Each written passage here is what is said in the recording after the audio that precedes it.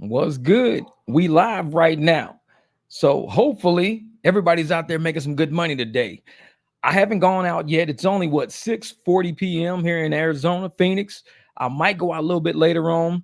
I had to do a whole bunch of like admin work. I've been doing stuff in the garage. I got a car I got to look at and stuff like that. Got my homegirl bringing her Jeep over. And don't forget, this live stream is also on Facebook right now.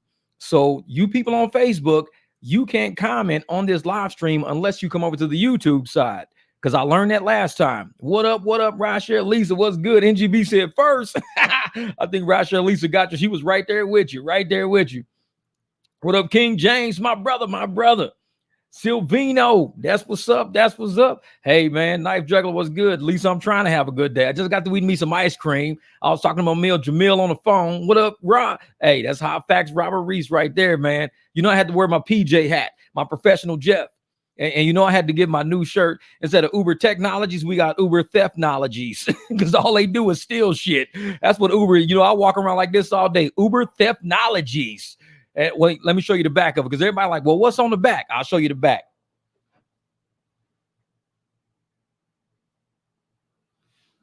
It says, please protect our economy. That's what it says because that's what we about, man. We're about getting here. Oh, yeah, it's an old Uber logo. I go old school with it. I'm always old school with it. I tell people, hey, I was here when Uber first started. I didn't start driving until 2019. I remember when Uber first started, and I took a ride one time from my homeboy Alex's house to the airport, and it was a lady had took me, and I was like, well, and she worked casino before that, and she and I actually knew some people in common from casino world. Because I was like, she was like, yeah, I'm an Uber driver now. So I was like, what is it? So she was telling me all about Uber. This was back like in probably 2000 and maybe 14 or 15, something like that. She was trying to explain Uber to me. No, it was 2016. She was trying to explain Uber to me right before I ended up moving to Phoenix or whatever. So, man, I'm old school Uber. I've been riding with these fools for a long time, kind of understanding how they working because I'm old corporate and I know how they play the game now. Yeah, things is on, man. Oh, they can comment on Facebook. If you're using StreamYard, it'll show a Facebook logo by their comment. You have to highlight it so everyone can see. Oh, I don't ever see that. I didn't know if they can highlight it on the they can in my comment because it says can't post comments to some destinations. That's what it says at the bottom. So I don't understand how that works. Maybe on Facebook they can see it over on that side. I can't see it on my side though. Never let Uber and Lyft dictate your pay. You are an independent contractor. That's right. Because that's called price fixing. I'm telling you right now. What up, Bubba Sue? 300. What's up, man? Oh, they just sent me my website. Just need a few things. Oh, there you go. There you go. Yeah, I'm telling you, man. You got to get these websites. That everybody out there has to be an independent contractor. Now, earlier I was talking to a lady, and she was saying how she was posting something on like one of her social media websites, and people were like, "Oh, do you have?" They was doing her like they used to do me. You got commercial insurance. You have a permit for this and that. I tell people like that, if they're not willing to use your business, all they're doing is trying to distract you from getting that money. I've not let nobody distract me from getting my money with all these questions they got about me. If they ain't getting in my car, I tell them shut the fuck up and keep it moving. I mean, I keep it 100 because you will find people out there that will try to distract you from getting this money. You got insurance, you got this, you got that, you got. And I'm like, you know what? If you ain't in my car, what are you worried about it for? They're not. They will never get in your car. They will never tell anybody to get in your car. Their whole goal is to keep you down. That's why they starting shit with you all the time. So what you got to learn how to do when you out doing your business on your grind or whatever, telling people to go mind their business. That's what you got to do. Learn that, hey, listen, just mind your business. And y'all know how I run my channel. If you don't mind your business, you come over here, you talk shit, I might block ban you. I've been doing this shit since I was 15 years old. It's 2024 right now. I ain't wrecked a car yet. So if you don't know me, know how I drive, know shit about me, get away from me, man. I don't play that. I don't play that. You step out of my face. You don't know me like that. And I'm like, I'm old school. I tell cats, I'm not in your business. I don't care about being in your business. So don't be in my business. And if you upset about how I'm doing my business, act like you don't know me. Disappear. Go somewhere. You don't even know me. You don't even see me. Go somewhere. And I'm one of those people. Oh, I see some block band. There's Jamil. My man's in the house. What up, block band? And I'm glad that she hit me up today because there's a lot of new people in the roster. Me and Jamil was talking about this earlier. There's a lot of new people in gig industry right now because if you kind of look around, everybody with real jobs is getting fired. Restaurants are closing. All the people that used to talk shit about gig work, get a real job, motherfucker. I got a real job. All of them are getting laid off, fired. Tech industry getting fired. You know, restaurants are closing left and right. Retail outlets closing left and right. All of these, go get a real job. Motherfuckers are now coming into rideshare because they see the money is here. So now they're over here trying to be independent contractors with W-2 mentality. Oh, my man, Las Vegas Rick, what's good? What's good? So that's funny shit. So now they're over here in our industry now, contractor world now, and they're from W-2 world. So they don't know how to be a boss. Most of those people, they just left a supervisor last week.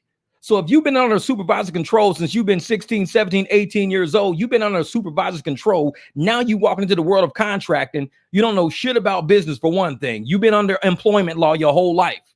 And now you coming over to contractor side of life and you're still acting like an employee. And you're trying to push that employee. Well, Uber going to be mad at you. Uber going to be so upset at you. Motherfucker, Uber ain't my boss. The fuck do I care for? Uber's a tech company. I do transportation. I don't give a fuck what they think. They going to be so mad at you. You're going to end up getting deactivated. They going to be. These are all W-2 people who used to have bosses their whole life. Now they over in our world. When you're a contractor, you are the boss. And for everybody, no, Uber's your boss, Lyft's your boss. They ain't rode my fucking car before. Those people never rode with me. Because I guarantee if you think Uber's my boss, you get in my car and you don't pay me what I ask you to pay me, call Uber. Ask them, why Jeff kick me the fuck out? They'll be like, what are you talking about? Well, Jeff just kicked me up out of his car. Didn't y'all tell it? Jeff is his own boss. We don't do shit with Jeff. He's his own boss. You didn't pay what the man wanted? No, y'all his boss, man. Y'all should tell him. We can't tell Jeff shit. He's an independent contractor. It's like, if you think Uber's my boss, get in my car and don't do what I say. You can call Uber and say, why Jeff leave me at Quick Trip? It's 11 o'clock at night. This motherfucker left me at Quick Trip. Hey, Jeff's the boss. Should have did what he said. We don't control that man's car. He's an independent contractor. You got a lot of people from the W-2 world coming over, and they don't understand what contract work is. And that's why channels like this exist. I don't tell you, oh, the app is amazing. It opens the road a little wider, got an arrow pointing in the direction you're going in. It tells you where to make I don't give a fuck about that app. I'm here for the money. I'm not here for all this weird shit on this little video game ass app. That's not why I'm here. I'm here for the money. So if we want to do some contract work, let's do some contract work. You're going to have a great time. I'll put some shit on Spotify for you, give you something to drink. We can rock and roll. Well, what about the app? What about it, motherfucker? I got navigation in my truck. I don't need that app. Where you need to go. $35 where you need to go. That's how we operate as independent contractors. The apps know this. And if the apps don't know how to pay us right, they can't control us. They're going to lose a lot of drivers. Now, all the new W-2 people coming in, they don't quite understand. Like I said, they just left a supervisor a couple of weeks ago. They still think they had a job. Uber's my boss. I work for Uber now. You think you're an employee of Uber? You really think you work for Uber? You think you're going to get medical insurance? You think you're going to get retirement? You think you work for Uber, right? You work for, yeah, I'm an Uber driver, motherfucker. I'm an Uber driver. I work for Uber. Okay. Keep thinking that. When they deactivate your ass, hey, why you guys get rid of me, man? I got a 5-star. I ain't never canceled a ride. Uber like, we don't need you, motherfucker. We got other drivers. We don't need you. Probably a bot. Your shit's too clean. You got 100% AR with no cancels. You're a bot. It's like, look at me. Low ass AR, high ass cancels. They know I ain't no bot. They like, who's he? Oh, that motherfucker's independent contractor. Look at young boys say INDPEND.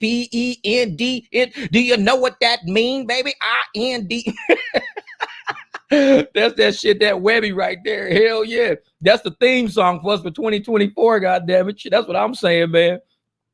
Yeah, I paid $40K for a car with navigation. I'm cool on that shit. Exactly. You don't want to use the Uber app. It's got like little people heads on it. It tell you where to make a left and a right. Like, motherfucker, I know where I live. The airport is down the street. I don't need the Uber app to tell me where the airport is. What terminal you at? What you fly? Southwest? Okay, you terminal 4, north or south?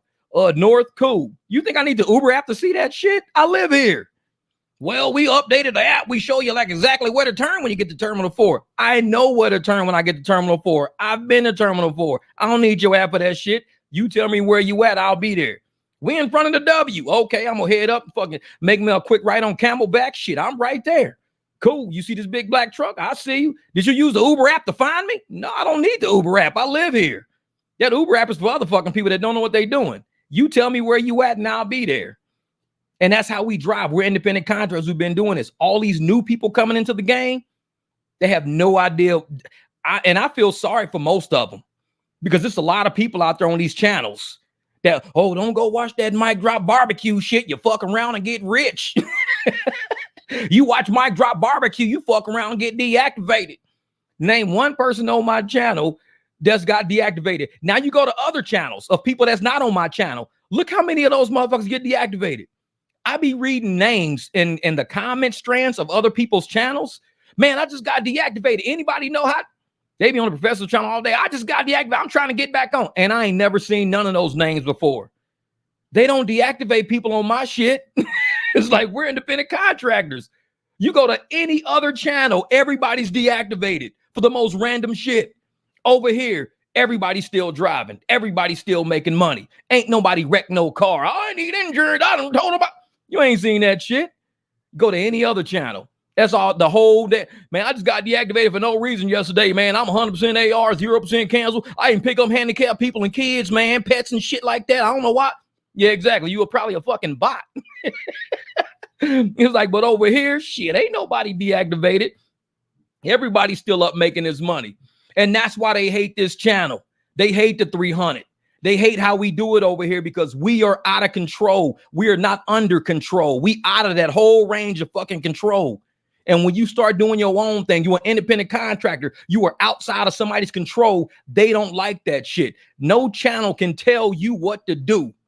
None of these channels can tell you what, oh, you better stop doing that. Don't listen to that mock drop shit. Don't stop. Do what you want to do. You're an adult. If you don't want to get these people a ride for $20, don't give them a ride for $20. You're a contractor. But yet, you got other channels that you got to do this because the app says, and if you don't do that because the app said, and you still not deactivated, but everybody on their channel deactivated. Every time you turn around, motherfuckers all up and down their channel deactivated.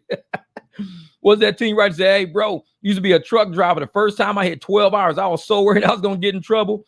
So the employment mentality had me, and I ain't had a boss for over 5 years. Exactly. Shit, hot facts like 300. That's what I told motherfuckers, man, we coming. I said a long time ago, we coming for our money. They didn't believe what I was saying.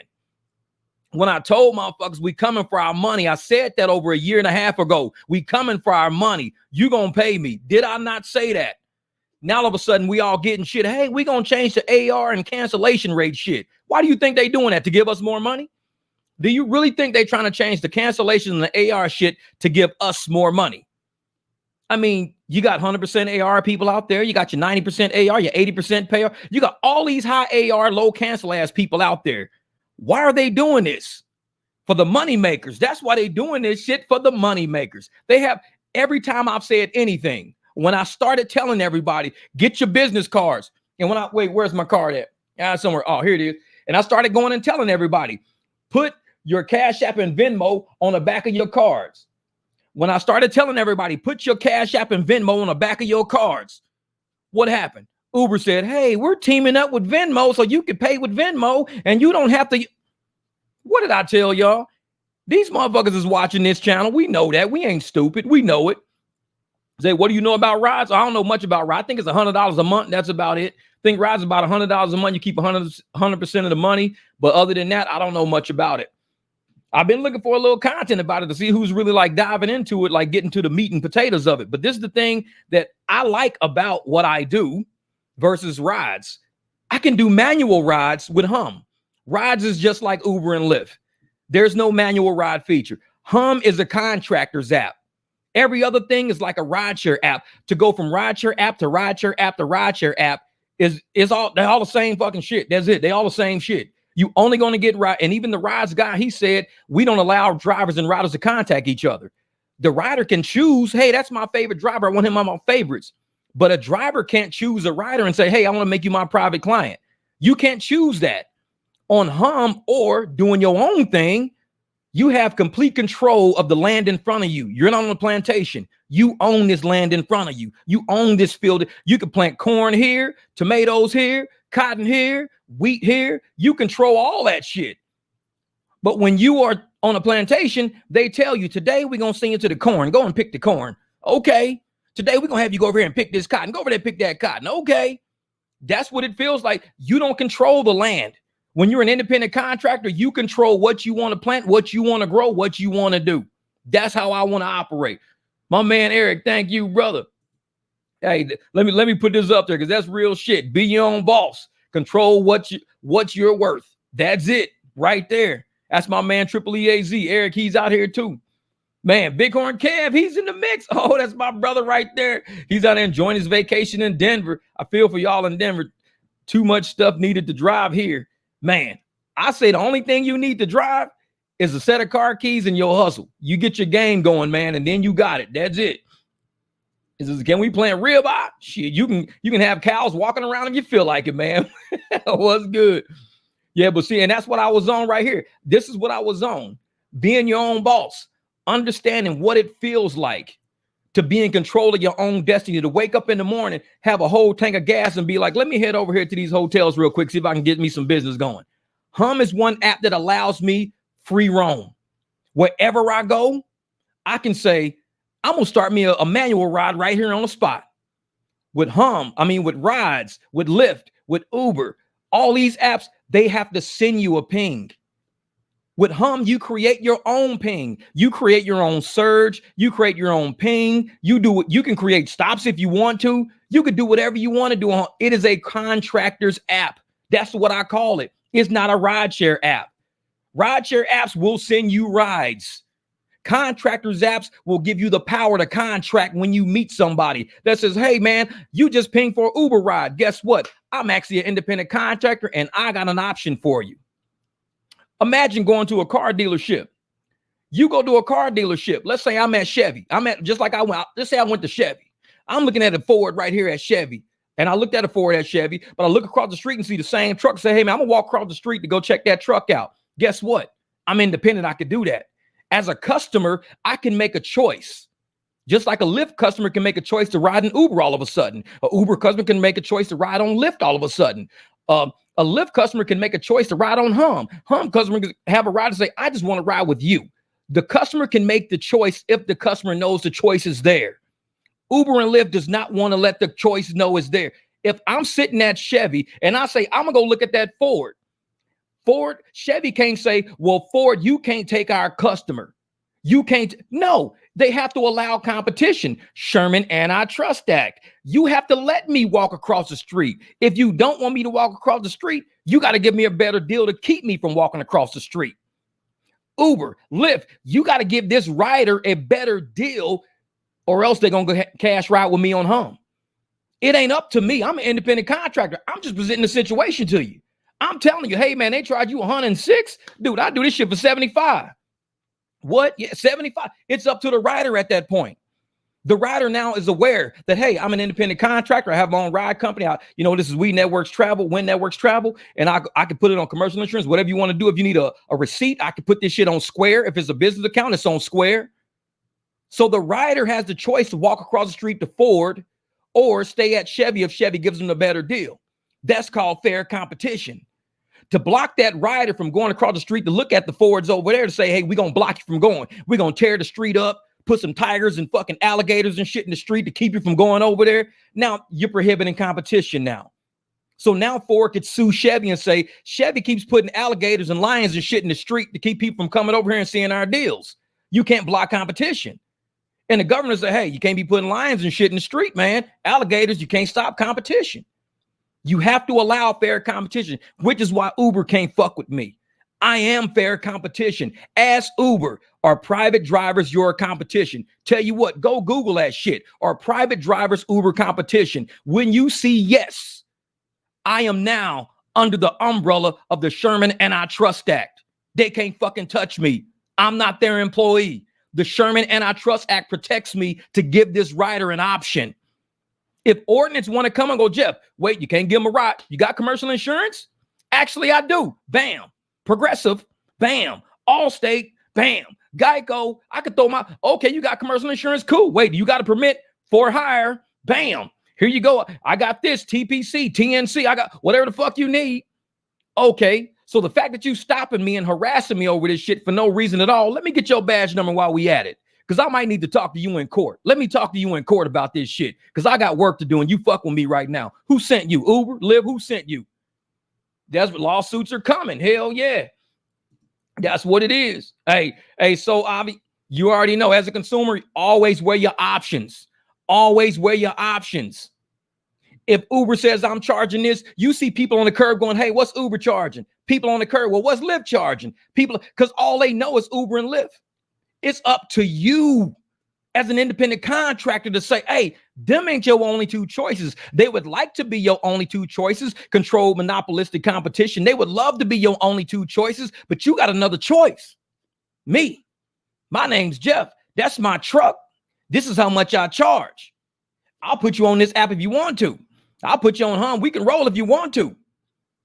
And that's what these big apps don't want people to know. We are a choice. When you give up your choice freely, it's like a slave that ain't got to be whipped. Motherfucker, come over and pick this cotton. Okay, man, so I'll be right over there. Cool, go do it. I mean, you might get a good deal out of picking cotton today. You never know. I mean, you see me do some Lyft rides every once in a while. Fucking cotton picking is okay today. The cotton picking's all right. But when they stop fucking with me now, they start fucking, guess what? I ain't picking cotton for you motherfuckers today because y'all not doing me right. I'm about to go to my own field and do some work on my own field. I'll be back. And I go fucking take a hike and I start doing my own thing. But if these people don't know that the options does not even exist, of course they're only going to use Uber. Of course they're going to use Lyft. You have to market yourself. You have to market the ability to get people from point A to point B. Uber markets, Lyft markets, Rides markets, Move markets, Hum markets. What the fuck is wrong with you? You don't know how to market yourself? You ain't got no car keys? You can market. So if you scared to market yourself, stay on the plantation. It's safe. Don't worry about it. They got all the guards around the gate sitting on horses with rifles and whips and shit. It's safe on the plantation. But once you get past that motherfucking gate, now you're in the real world now. Now you can negotiate. Okay, what are we talking about? I got how many people? 5 people. Got to go from here to there. Tell you what, I do it for $50. Well, you know, 50 is kind of how we were thinking more like 40, 45. Okay, cool. I do it for 45. All right, hey, he'll do it for 45, y'all. Let's go. You ain't got that protection around you. It's you now and your ability to sell, your ability to market, your ability to negotiate, your ability to use the navigation in your fucking car. If you don't know how to use your navigation and you need Uber with the people heads and the arrow telling you to turn that way, if you need that shit, then of course you're not going to make it in the real world because you need something that Uber and Lyft have. I don't need shit they got. Everything they got is a hot lead. You know what a hot lead is? How many people out there ever work in sales? You know what a hot lead is? A hot lead is somebody looking to buy a car. They went to a website. They typed in how to get insurance. That's a hot lead. They looking for insurance right now. That's a hot lead. Oh, I'm looking for daycare. That's a hot lead. You know somebody, hot leads. I'm looking for a ride right now. Uber, Lyft, it ain't number full of hot leads. These ain't number fair game hot leads. And if you see somebody in the app that needs a ride, they can either go Lyft. You know what? Uber looks like it's 100. Let me cancel that. The rider can cancel that Uber, jump over to Lyft. Is the rider ding for it? Does Uber call them and go, hey, man, you just canceled a ride, rider. What are you doing? You can't do that. We're going to deactivate you. You just canceled a ride and you went over to Lyft. You can't do that. Why not? I don't want, you guys are charging me 105. Lyft is charging me 76. I'm going to go with the, okay, never mind. They let the rider go. Rider says, I'm going to pay the 76. It's a hot lead. I cruise up. I charge you 60. Oh, shit. Well, let me cancel this Lyft. I'll go with Jeff. Jeff saying 60. That's a hot lead. They looking for a ride. Y'all got to understand what this is business right now. This ain't employment. See, most of the time when you work for companies, they give you a sales list. You going to people, you going to, what is that? PeopleSoft or what are you going? Salesforce. When you go into Salesforce, it's a database. Salesforce gives you all the hot leads. So, there we go. Let me put that up for you right there. So Salesforce gives you all the hot leads. So when you're working for a company, you don't got to go out and cold call. No, they give you, hey, these are all the hot leads we just purchased. They will tell you that we just purchased all these hot leads.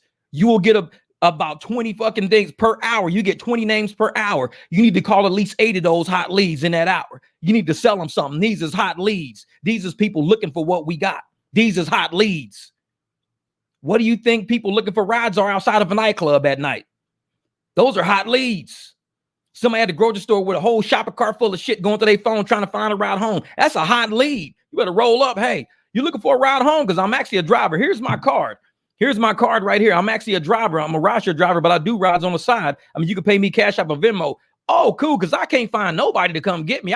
My food gonna go bad sitting out in this damn shopping cart. Well, hey, here's my car. Where you live? 2 miles down the road. How's $10 sound?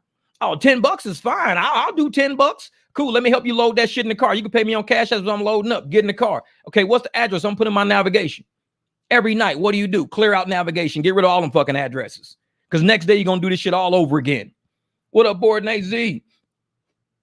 And I tell folks like that, man, if you want to sit there and avoid hot leads right in your face, people willing to pay money to get from point A to point B because you scared of Uber and Lyft, you must have just left a W-2 and you're thinking you still got a boss. That's what you think. You are the boss. You are the independent contractor of your own company. Every person in this city right now is a potential lead. Everybody that needs a ride, they know about Uber. They know about Lyft. They know about Hum. They know about rides. Do they know about you?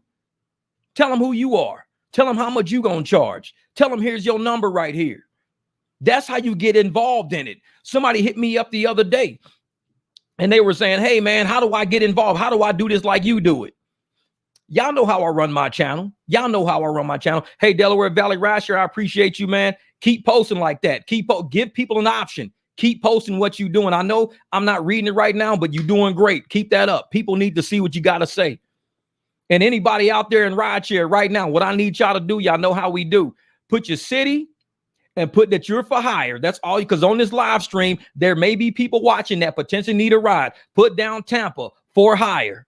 Put down San Antonio for hire. Put down Delaware for hire. There might be people watching this and might want to click on your name one day, see who you are, and be like, hey, man, I need a ride to and from work every day. Always advertise yourself on my live streams. I do not care. This is about us getting away from the apps. This is about us taking care of each other. This is what we about. If we about protecting each other and doing each other, this is what we about. So I'm not going to sit there and harp on nobody for saying, hey, let me advertise that I'm a driver, Jeff. Knock yourself out. Hope you do well. Hope you get a hit while you on this live stream. Like, hey, Jeff, I just got a hit on the live stream. I'm out. Cool. Like I said, if anybody out there, like the one guy was hitting me up. There you go, Damascus, Maryland. This one guy was hitting me up in the comments and he was like, Jeff, man, how do I do it like you do? How can I do it? And I told him, I said, well, y'all know how we do on this channel. I was like, well, right now we're in accounting 401. This is senior level. If you saying that you don't know what to do from the freshman course, if you haven't even started at the freshman course yet, you're asking me right now in real time to go all the way back to freshman class. I already got a ton of videos in my playlist on my channel that are freshman level classes. I got a lot of beginner classes. I got classes from over 2 years ago when I was just driving a Jeep. Those are all freshman level. And a lot of those will tell you how to cherry pick properly if you want to just cherry pick properly and you really don't want to do private rides yet. I got everything on this fucking channel. If you want to work on your graph, you don't want to take your shit to a shop because you want to do spark plugs on it. I got a video to teach you how to do spark plugs on your shit. I'll teach you how to do your brakes. I do everything. Like I was telling Jamil, we run the whole gamut of this business. You think we just put keys in and drive? No, we do more than putting keys in. We do the whole gamut. Say, Jeff, you have to be careful. These guys will try this at the airport. They will get hit with big fines or disqualification. Well, Eric, we talk. You must be new to the channel because we talk about that on live streams before. We talk about that on videos before. Why I will or won't do airport. So you're late to class right now. Because I could tell just by the comment you made, you're the only one that made that. You're new. Everybody else knows what we talk about airport. We always say at airport, you can do drop-offs. 100% you can do drop-offs at airport. Any citizen out here can do a drop-off at an airport. Anybody can. I could pick up this lady right here, drop her off at the airport. Ain't no thing. Any citizen out there can go through the airport and do a pickup. Anybody can. The only way you have to be registered or licensed to do airport is for prearranged rides that come through an application.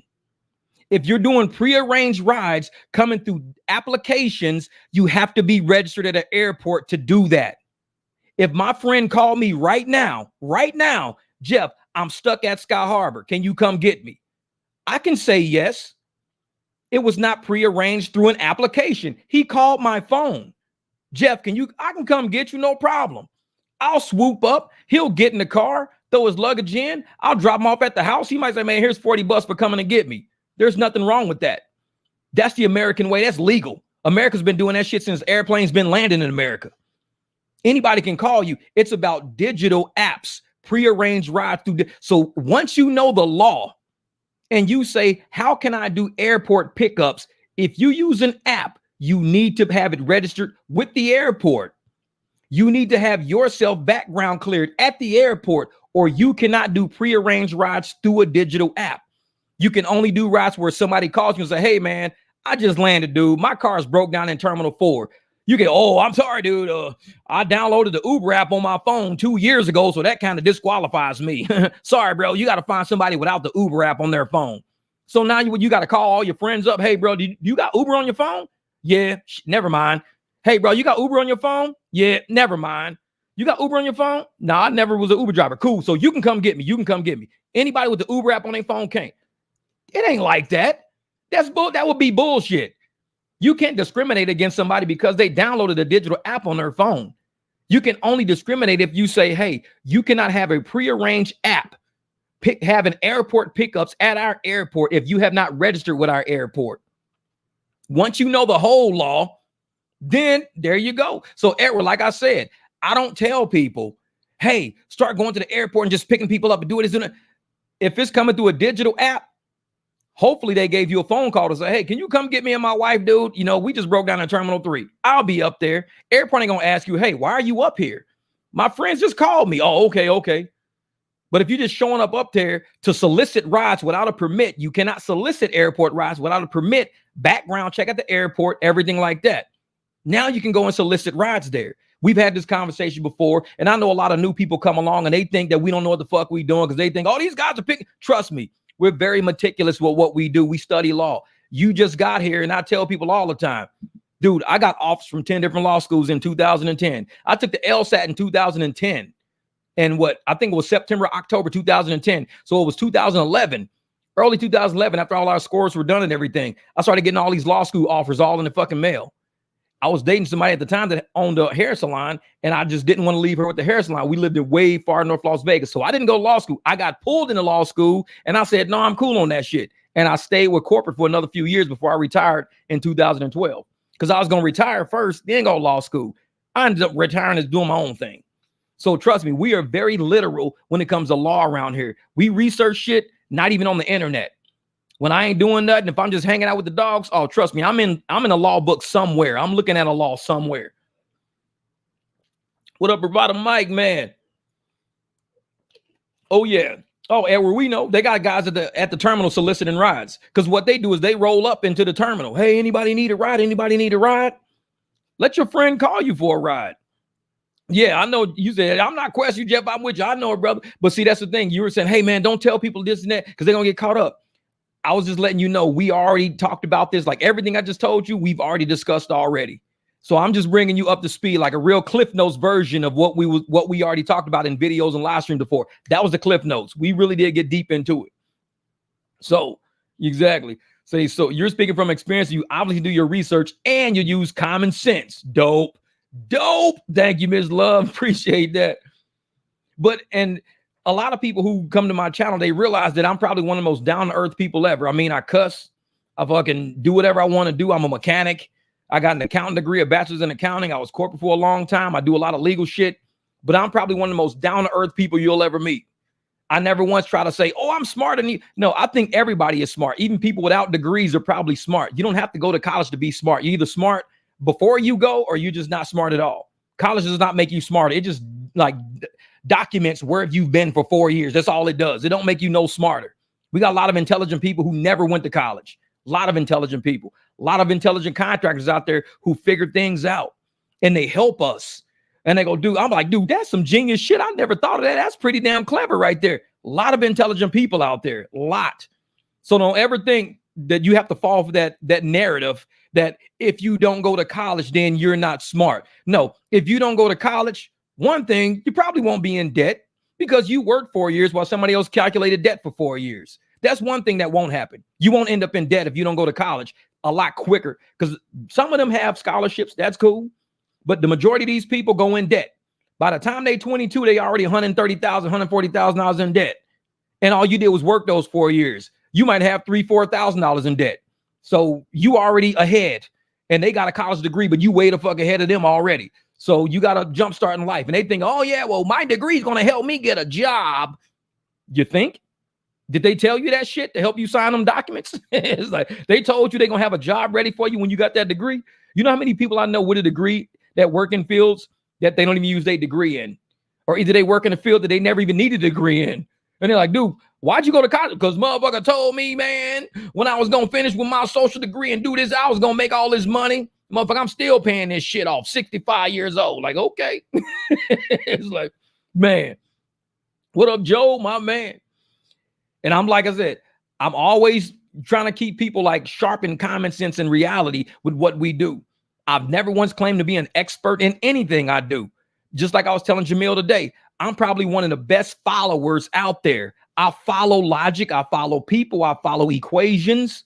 When I had my BMW, if you watch my videos, I followed all the black SUVs. And you know I followed the black SUVs because I would show you on video, hey, look at all these black SUVs I'm around. I would show everybody I am a great follower. I know when people are doing well because I follow them. The black SUVs were killing the game. When Tahoe Biltmore was full of all these black SUVs, I was that one little orange car dead center. Why? Because I followed all the black SUVs. Where did I end up? In a black SUV. Because you will eventually end up being who you follow. You follow broke people, you will end up broke. You follow people who are on their fucking grind getting their shit, you will end up on your grind getting your shit. You end up exactly where I'm a great follower. I tell people that shit. I'm a great follower. So if you're not a great follower, you won't become a great leader. Because if you follow shit people and you end up a shit person, you're going to be a shit leader. You got to learn how to be a great follower to be great at leading anybody. I still follow. I tell motherfuckers I follow every day. Because how did I end up with this black SUV? You think I just woke up one day with a great idea to go buy one? No. I followed these SUVs for years. I followed Jamil. I follow, Lawrence with the big black SUV sitting next to Jack in the Box. Ask Lawrence how many nights I sat and I talked to him about the SUV. He showed me his numbers. I'm talking to him how he does it. Ask him how many times. I followed these guys like science. I followed them. All the equations they was throwing at me, I followed these guys. So when y'all sit up and say, oh, man, you're a good leader, I'm a good follower. All you're seeing is the culmination of all the people I followed. I ain't doing shit amazing. I'm doing everything I followed. If I want to end up in a car with no car payment, with dents and shit in the door, guess what? I'm going to follow somebody with that. And I'll end up just like them. But if I want a black SUV, I want to buy me a tow truck one day. I want to use this SUV to make enough money to go buy me a tow truck. Because I always said I want a flatbed tow truck. That's my whole thing. I would love to have because I know people out there don't want to pay these fucking $165 to take shit for 5 miles. They don't want to pay that. $165 for fucking 3 miles. $230. If I had a flatbed tow truck, shit, I'll be helping everybody. I'll be rich as a motherfucker by now. Flatbed is my goal. This black truck, I love it. I'll drive people around all fucking day. I'll do that all. But when it come time for that flatbed to hit the road, oh, trust me, shit, drop that back, winch that car up on there. I'm out here. I'm gone. And I tell everybody, I see guys out there with the flatbed trucks. I don't just look at people like rappers that got chains because I don't want a chain. I don't want to look at nobody with motherfucking gold teeth because I might not want all the gold teeth. I might want what they got. Like, speaking of gold teeth, my man Logan out in Vegas. First time I met him, I was like, great Scott, are you a thief? Seems like I have a mouth full of gold teeth. And we was laughing like a motherfucker. That's that old fucking Slick Rick shit. We was laughing like a motherfucker. Can I follow you through the bank? What up, Ride Flow, my brother? But Logan, he was a guy that I followed because he was on that black SUV shit too. He was like, dude, I got to get SUV. He found something better though. He found an SUV that was so cheap, he couldn't say no to the deal. He has nothing but profits. That was one of the smartest moves ever. So when I look at Logan, I think about this dude makes some smart business moves. I like the way he operates. Young guy too, Logan. He's out in Vegas, man. He's doing a lot of stuff with his jewelry business. He's doing with his trucks and everything like that. So he's a guy that I still follow. And people think exactly Slick Rick. And people think that just because I'm on YouTube or whatever, and I got subs don't mean shit. I told y'all, I know people out there who have no YouTube channel and no subs at all, and they the smartest motherfuckers I ever met. Sometimes you find the best treasures at the bottom of the sea, not on the beach. On the beach, everybody can see it. Sometimes you got to go find that one motherfucker that don't nobody know about. He's at the bottom of the ocean. I know people with no YouTube channel, no followers at all, and they the most fucking valuable person I've ever met in my life. I'll sit and chat with them. So don't let YouTube fool you to think, oh, the more subs you got, the more important you are. No, it's just the more visible you are. That's all. It don't make you more important. You're just more visible. I meet some very important people out in these streets. I meet motherfuckers at Quick Trip sitting and chatting and talking. Everybody I've told y'all about the black SUVs, y'all never met these people because these people don't even have black SUVs. So how did I end up with one? Because I'm talking to people that I treasure. I'm talking to people who have an idea, a genuine idea about how to be an independent contractor. And I radiate that shit. I use this channel to radiate what they all know about. What up, Dims Dallas? Man. Oh, it's real shit, Jamil, real shit. And you one of the guys I always talk about all the time.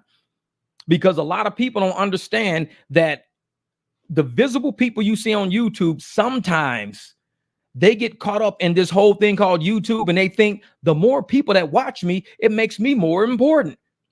They might watch you because you a sideshow freak. You the lady with the beard, motherfucker. You don't know why they watching you. So don't think you're more important. There's people in the chat that don't even have a channel. I'd rather sit and chat with them all day than chat with somebody with 100,000 fucking subs because I know the person with no subs and no channel, those people right there are going to be highly intelligent and I'm going to be able to chop it up with them a whole lot. This is your church are always funny. Hey, my t-shirts are always funny, man. Hey, because everybody know me, man. I keep it 100. When I walk in the store, this is what I do. I walk in just like this. These motherfuckers stealing from everybody. It's Uber Theftnologies. I'm telling you, motherfucker, like, how many subs you got? Oh, I got 100,000 subs. Oh, so you the lady with the beard. Motherfuckers came to see you. Motherfucker asked me how many subs I got. I ain't even got 10 grand. I ain't nobody, motherfucker. I'm that treasure at the bottom of the ocean a lot of people don't know about yet. I'm still trying to, go out there and observe information so we can radiate it. Once we're discovered, we can radiate how to do proper rides, how to start teams, how to do a lot of shit. That's what we can do. When you get these big ass channels out there, they can't move as nimble as we move, man. We move nimble as hell. So this guy works for Uber. Hey, I wish. Shit, if I worked for Uber, everybody would be having fucking $200 fucking hours. They're like, oh man, I got a $200 hour. Hell yeah. Hold on, wait a minute. Let's do something. Let's put this user in timeout real quick. Let's put him in time. I don't even know who that dude was. Yeah. So Ascend Advance was banned and their comments were removed. That's how we doing this motherfucker. I know it. And that's what we do, man. We fucking get rid of people quick as shit. I love that, man. I'm glad y'all be on it, man. I'm glad y'all be on it. And that's what we do. And a lot of motherfuckers don't realize this channel don't give a fuck about you if you a troll. You come over here, your ass might last 30 seconds, tops. Exactly, Bubba Sue. You already know it. Block ban. Rip on that shit. Block ban. Hey, they don't know. They gonna learn though. A lot of people think this channel is like we are a public forum. We are public, but we're public with scrutiny. We got public with prejudice. We have the right to get rid of your ass at any minute. We like Uber. Uber can deactivate you at any minute. Guess what? We can block ban your ass at any minute. All you got to do is just rub us the wrong way. That's all it takes. And there's a lot of people say, why do you got so many mods on your channel? Because you might rub any of these mods the wrong way and all these motherfuckers going to get rid of you. They all going to get rid of you. I ain't got to worry about that shit. So when you come over here, realize what room you just walked into. This the 300. This ain't no bullshit over here. You come with that bullshit, it'll be the last time you see this channel. Because I'll go find your motherfucking page and I'll be like, hey, hide channel from user. And you will never see my channel in no search engine or nothing ever. I do that shit to everybody. Because this is a private channel, but it's a public channel at the same time. That's all. It's the barbecue. You might not be invited to the barbecue. You might be invited to the barbecue. But if you make it to the barbecue, don't get your ass kicked out of the barbecue because you might not ever come back. We do the shit one time. That's it. We're a channel you will never see again, and you can continue living your life. What up, always first? Exactly, Briggs. You already know. Just be cool. That's it. You ain't got to agree with what we do. You ain't got to agree with it. You ain't got to, always comment the way you could be like, you know what, Jeff, I disagree with what you said because this and that, and we can have a debate back and forth. That's all cool. But you come over here, shit. Yeah. Oh, thank you, Miss Fanny. Hey, people gravitate to real, and Jeff, you're a real one. Because I tell you, Miss Fascinating, this is what I do. I tell motherfuckers right off the bat, this page was never about having a gazillion subs. It never was. I want quality of people, not quantity of people. Because we can have a real small force, 300, and we can wake people up out there to understanding that they are contractors. Wake people up out there to realize you can go out here and make this money without feeling like you're a victim of the system of theft and everything they got going on out there. So we want to, what up, Jonah? So we try to trap people. Hey, what up, Merlin? Hey, who are we again? We the 300. Jeff the man. Hello, guys. Hope everyone is doing real. Content always great. I do have 2 cars. There you go, brother. There you go. It says get a W-2 for that flatbed. Insurance rates are ridiculous. Engage in dialogue is what's up. We don't always have to agree. And I'm telling you, so obviously, we don't have to agree on everything. We have debate, because I tell everybody, if everybody thought the exact same way, what's up, Mary? Long time no see. It's my girl up in the Bronx. Yeah, if we all thought exactly the same, then we'd never have that outside idea that will make us go, oh, you know what? I never thought about that. So you always got to have somebody who disagrees with you. You don't always have to have somebody that disrespects you. And that's not to say you got to disagree on everything. Like, I remember in the beginning when everybody was like talking about airports and this and that and all this, we had a lot of disagreements. We came to a consensus that trying to do cash routes to the airport is going to be a lot harder than what people think, because they were sending agents out to make sure nobody was doing cash rides. So there's a way you can do it. We're not going to put it online and show everybody how we're doing it. I mean, we might talk about it in the membership room where nobody's going to find out, but there's a way you can do it that limits your liability of somebody catching you doing it. There's a way to do it, but it's different. Trust me, it's different. We don't talk about we call that shit the Harriet Tubman. We talk about shit under the block, under the rug sometimes. He blocks holes in different areas. Hey, motherfuckers already knowing, man. We keep it 100 over here. And a lot of people that they see live at the top of the YouTube ticker, and they'll say, oh, this person is live. Let's go fuck with this person. That it'll be the last time they ever see my channel. And I'm cool with that shit. I mean, there's probably 1 billion people on YouTube, 1 billion. And I got like 9,000 out of that billion. So we got room to grow. We can lose a couple of motherfuckers along the way. We got room to grow. We can block as many people as we want to, and it's not going to stop shit we do over here. Because we over here just trying to help people. That's it. If you're one of those people that say, hey, man, I'm tired of the app stealing my tips, what do we say? Get cards made up. If you're tired of them stealing your tips, get cards made up. Put your Cash App, Zelle, anything. Put whatever you want on the back. I go to Vistaprint and do mine. You can do them at Staples, wherever. Put it on the back and say, hey, if you don't, please do not tip me through the app, because everybody's getting their tips stolen. Even billionaires are getting their tips stolen. Please tip me on my apps. Tip me on Cash App or Venmo. Because if you put it in this system, there's no guarantee I'm going to get it. And they may say, you know what? I've been hearing a lot about that. Let me see your card. Here, let me send you $10 that way. And next time they might say, hey, I'm just going to call you direct for a ride. There you go. There you go. This is all Mary's in the house. I don't believe Mary's in the house. Where'd she come from? Lady, you've been busy. Last time I talked to you, Mary, you was going to the Nicki Minaj concert, getting people kicked out of your room. That's the last time I talked to you. You was getting people kicked out. Like, man. Zanny Zerbear, what's up, brother? What's up? This is, bro, why do you have an Uber logo? Oh, because it says this. This is why I have an Uber logo. It's not Uber technology, it's Uber theftknologies. If you know what a theftknology is when they use technology to steal from your ass. That's why I have an Uber logo. So when people say, dude, what's up with that Uber logo? It's Uber theftknologies. They used to be Uber technologies. These raggedy motherfuckers like to steal our money. This is why I got it. So I'm glad you noticed that. So a lot of people be like, hey, man, what the walk around. And I'll show people on the back of the shirt. This is what it says on the back. It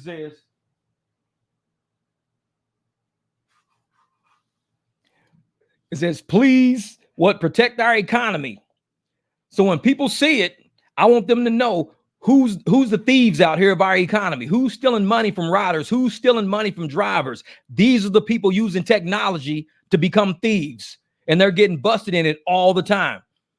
And I've been saying it for a while. Hey, thank you, dog advisor. I appreciate that. No problem, brother. I wanted to make sure that you knew, because I know you're like, dude, why are you wearing an Uber logo? I want people to see the whole sign. It's not Uber Technologies, Uber Thefnologies. They're using tech and creating algorithm and creating code, and they're stealing from people.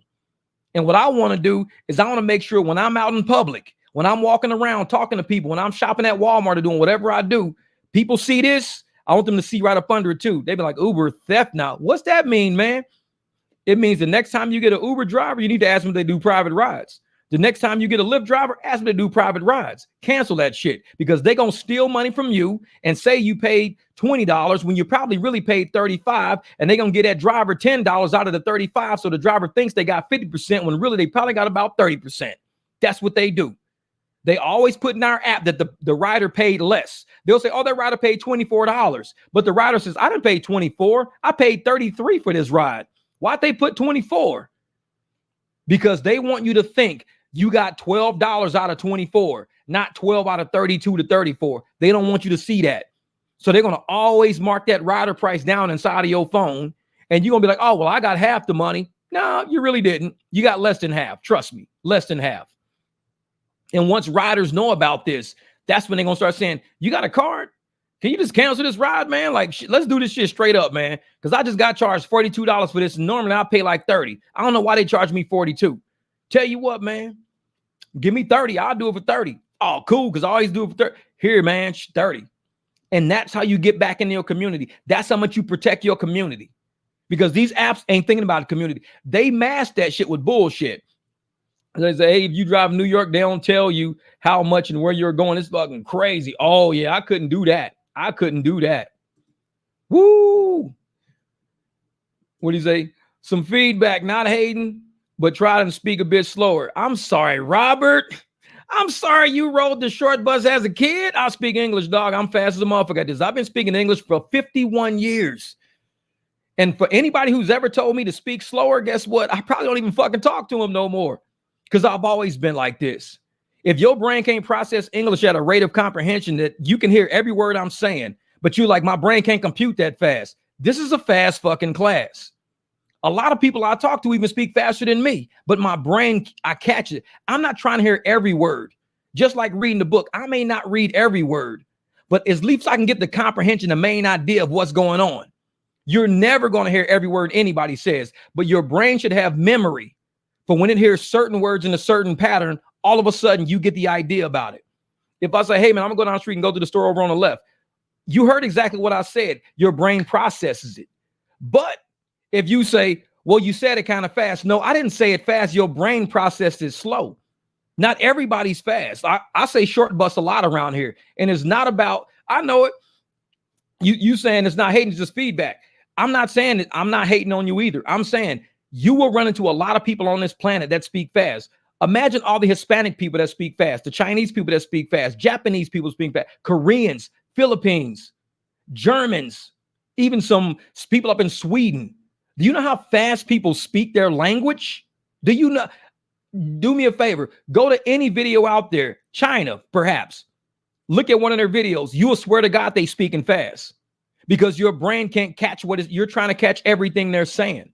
Just like with English. If somebody thinks I'm speaking fast English might be their second language, or it might be a language that they haven't really grasped the concept of. So they was like, Jeff, you're speaking too fast. No, your brain is just processing it a lot slower than what I'm saying it. And that's almost like the way that you admit that your brain processes it slow. Because like I said, I speak to Spanish people all the time. I speak to girls that talk like lightning fast, and I understand every word they say. You don't have to catch every word, but if you catch the main idea of what somebody's saying, you're going to have fun in that conversation. But if you're focused on trying to catch every single word somebody's trying to say, you're going to get lost. You're going to be lost, because nobody wants to go that slow just so you can keep up. And I'm not, like I said, I'm not knocking you, man. I know from the South, and I grew up in Memphis. Trust me, I grew up in Memphis. A lot of people I talk to in my family from down South don't talk as fast as I talk. And what's funny is when I went back to St. Louis in 2013, I went back to St. Louis, I opened my mechanic business out there. Do you know how many black people out there, when I talk to them on the phone, dead serious, these are unrelated black people, completely unrelated black people. I ran a mechanic business. People would I use Craigslist to advertise. People would call me from Craigslist.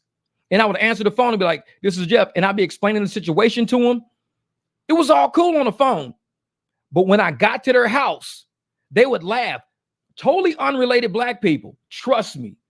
They would be like, bruh, on the phone, I thought you was Mexican. Man, you talk fast as a motherfucker, man. Totally unrelated black people would say this all the time to me. They thought I was a Mexican dude in St. Louis being a mechanic. But I was a black dude when I showed up. Even on my videos, I did a video last year driving the Beamer. When I got to this girl, I picked her up. I said, hey, how you doing? She got in the car. I did a video on this. She got in the car. I was like, hey, how you doing? I'm chatting with her. We had a conversation leaving her apartment complex. I put this shit on video. When we got to the liquor store, she said something to me and I said something back. She was like, you speak English? I was like, what? She's like, you was just speaking Spanish. I said, I never spoke a word of Spanish. I had this shit on video, dog. I said, I never spoke a word of Spanish. I've been talking to you in English the whole time. This is a little black girl right down Broadway. She was like, I swore you was just speaking Spanish. I was like, I don't know who the fuck you was talking to, but it wasn't me. I put that shit on video, man. Thank you, brother. Thank you, my man, Jamil. I'm telling you. Jeff was out with a big, low wrench catfish, and I know it. So you talking fast because you're excited and passionate. But I always talk like that, though. I always talk like that. It's funny, man. And I think it, and you know what's funny? That my son, he's almost just like me, my youngest. Now, when he was little, like when he was born up to probably about 3 years old, he stuttered. And everybody was like, you know, you got to take a speech class, you know, this and that. And because he would be like, whoa, what you doing? He would say that shit because his brain was always working faster than his mouth, or it was back. His mouth would work faster than his brain. And I'd be like, Dad, if you want something for dinner, I don't know. He would stutter all the time. This kid now, he don't stutter at all. This motherfucker he floats through conversations like flawless. He say, bien hablamos en español cuando quieren. So, oh, this is good. We talking Spanish when you want to hear Spanish. When you want Spanish. That's what he said. That's what Jamil just said. We talking Spanish when you want Spanish, motherfucker. Like, shit. I like, and see, I can read Spanish faster than I can say it. That's the thing, too. So he listens too slow. I speak American. What up, Niels? This morning I just woke up. I know. And that's the thing. You're going to run into a lot of people in life that maybe speak a lot faster than your brain can comprehend. Like I said, go over to a Chinese page. Listen to Filipino people. Listen to somebody from Guam speak. Listen to somebody from Nigeria, Africa, Ghana. Listen to those people speak. It sounds like they're speaking 100 miles an hour, but they're not. They're just like speaking how they speak. But people sometimes, English is one of the hardest languages to learn because it changes so much. Because we can say the word crib, it can mean house. Crib can mean baby crib. Crib can mean a lot of fucking things. Say, what up, Booch? What's up, my man, Butch? Yeah, Jeff is on 3X. Are we on 10 yet? Don't play that schoolboy Q. Are we on 10 yet? See, I like that. New York is like that all over. Yeah. And you also got to understand, my son's mom's Italian. So I was around Italian people a lot. They speak pretty fast. You don't really hear a slow speaking Italian a lot. So there's only certain, cultures that speak slow. Because they used to hearing speech slow, they process slow. When I go places, I'm telling you, people be like, man, you Mexican? Like, no, I'm not Mexican. I live in the Latin part of town, but I'm not Mexican. Like, just what I am. Like, shit. Listen to my son's mom talk. You think I talk fast. She talks so fast, you will laugh at every word that comes out of her mouth because she will. One day I'm going to have her ass on a live stream one day. I should text her right now to put her on a live stream just so y'all can compare how we speak. And her ass, she will be going. She's down in Florida right now. I think she's probably like laid up with her hips messed up and stuff like that. She had an accident on Mother's Day or something like that.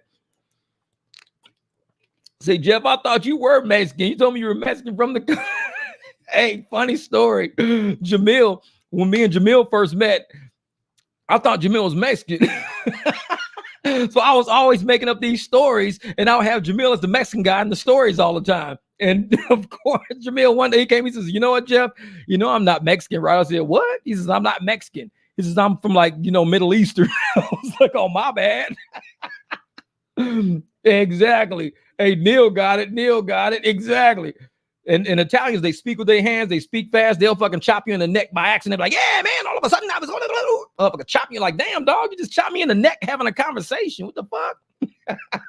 You got to watch out for them Italian motherfuckers, man.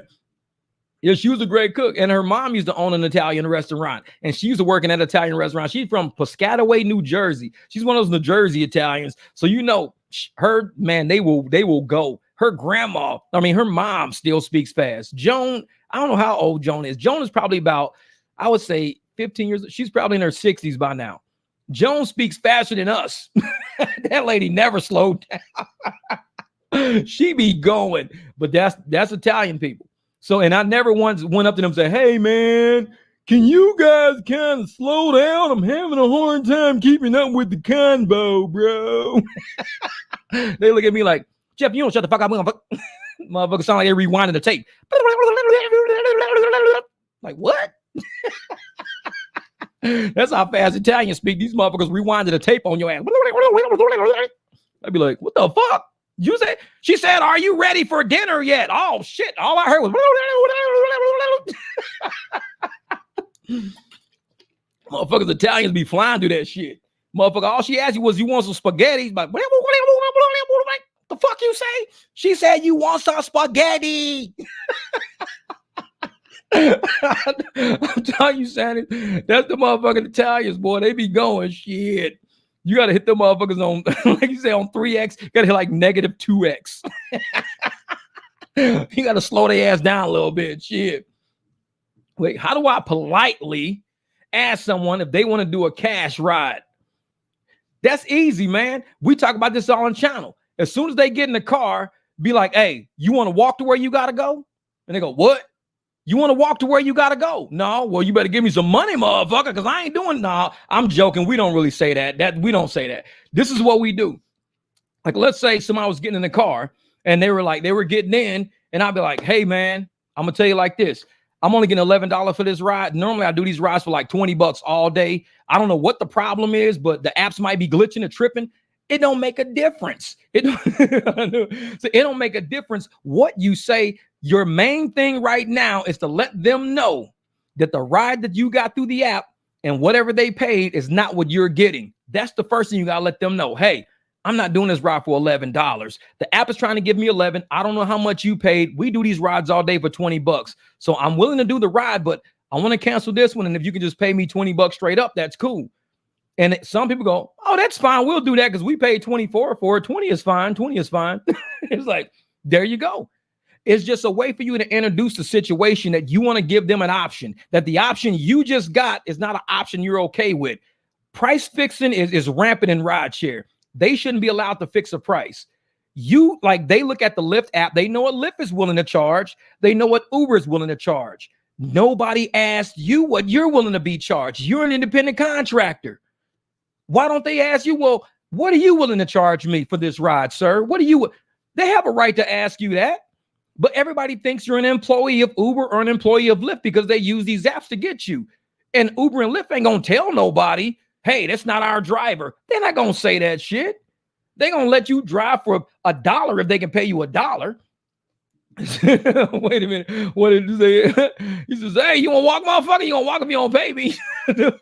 "Hey, dog, you feel like walking?" "No, that's why we got an Uber." "Well, motherfucker, you better pay me because you're going to end up walking." No, I'm just kidding. I'm just kidding. That's fucked up. This is what happens if they report you. We talk about this too. And I'm glad you asked that because people ask me all the time. I've been doing this for 5 years. I can't tell you if I've been reported or not because honestly, I probably don't give a shit. If they did report me, they did. But normally, when somebody gets in my car and I give them a negotiation, that's a negotiation right there. There is no backtracking. Once you tell somebody what you're willing to take for a ride, if they say no, you have to cancel. They have to go. Because if you do the ride, after the ride, they will report you. Guaranteed they will report you because they're upset that you just tried charge them differently than what the app was, even if it was less. And they're going to tell the app because they want a free ride. They want a discount on the next ride. That's what they want. So what I do, everybody knows me. I was just telling Jamil about this. I picked up 3 girls the other night. So I'm cruising. I said, Jeff, you can create scripts on what to say and sell them with the merch. I can. No, I'm just kidding. I wouldn't do that. I usually put that shit in a membership group. But in the membership group, I actually let people listen to me pitch. Now, I did one already. I'm going to do probably 2 or 3 more videos, but I want to get some videos where I don't sell. I want to get videos where the people say no. This one would have been perfect, but I wasn't recording. So I pick up these 3 girls. I'm in a black SUV. Black SUV was not hitting that night. It was just dead. So Uber and Lyft wasn't sending black SUV. So I said, you know what? I'm going to upgrade people to black SUV. It was working. I would cruise up to somebody. I'm like, hey, man, they're trying to give me $13. I'll tell you what, I'll do it for 25. You know, I'll upgrade you on the black SUV for 25. And they end up giving me 30. I'm like, cool. They give me $30. It was working perfect. Get to these 3 girls. And I drop all the way down to low tiers. I go Lyft. I go Excel, Comfort. I'll take low rides and I'll tell them I'm going to upgrade them. And I just charge them double. That's all. But they're still paying less than what they paid on the app. But this instance right here. So I get to these girls. They all 3 get in like, oh, this car is nice. And I'm like, yeah, I'll say, okay, this is the deal. The app is only trying to pay me like $11 for this ride. This is a nice black SUV. They're trying to pay me 11. I'll do it for 25. And they were going down south. And I was like, and the one girl who had the app, she was sitting passenger side back seat. That was her on the app. And she was like, well, that's cool. The one directly behind me who wasn't on the app, well, I don't care what it is. I go home in a Prius. I don't care. Yeah, I don't. She don't even have the app. I wasn't even talking to her. I talked to the app owner. I don't know who these raggedy motherfuckers behind me are. 2 of them. I don't talk to them. I'm talking. The app owner's like, well, she said, well, I only pay like 22 for it. I said, well, listen, if you paid 22 for a ride and it was a regular ride, you get a black SUV for 25. I'm like, it's like you're just giving a $3 tip, but you're being upgraded though for $3 tip. That's it. And the girl was like, well, I don't care. This is like, well, let's just go. We'll just get another ride. This is the one behind me who's not the account holder. So I said, so the girl was like, yeah, well, we'll just get another. I was like, okay, cool, no problem. So I just canceled it. And the one that was behind me, well, you probably shouldn't be accepting rides if you're going to take it. I said, you probably should be on a fucking bus if you can't afford $3. I told her that shit right out my window. I'm like, you ain't even the fucking account holder, you broke motherfucker. Get out of my car. You got the nerve to have a conversation with somebody. And this is between me and her. This ain't got shit to do with your broke ass. This is $3 more, $3. So for one, they wasn't going to tip me. Because if they wasn't going to pay $3 more, these raggedy bastards wasn't going to tip me right off the bat. That let me know they shouldn't have been in my shit to begin with. So I'm glad they got the fuck out. Because if I would have did the ride for 11, I would not have made $14 on that ride. I would have got 11 fucking dollars. Because these broke motherfuckers, oh yeah, well, it's $3 more.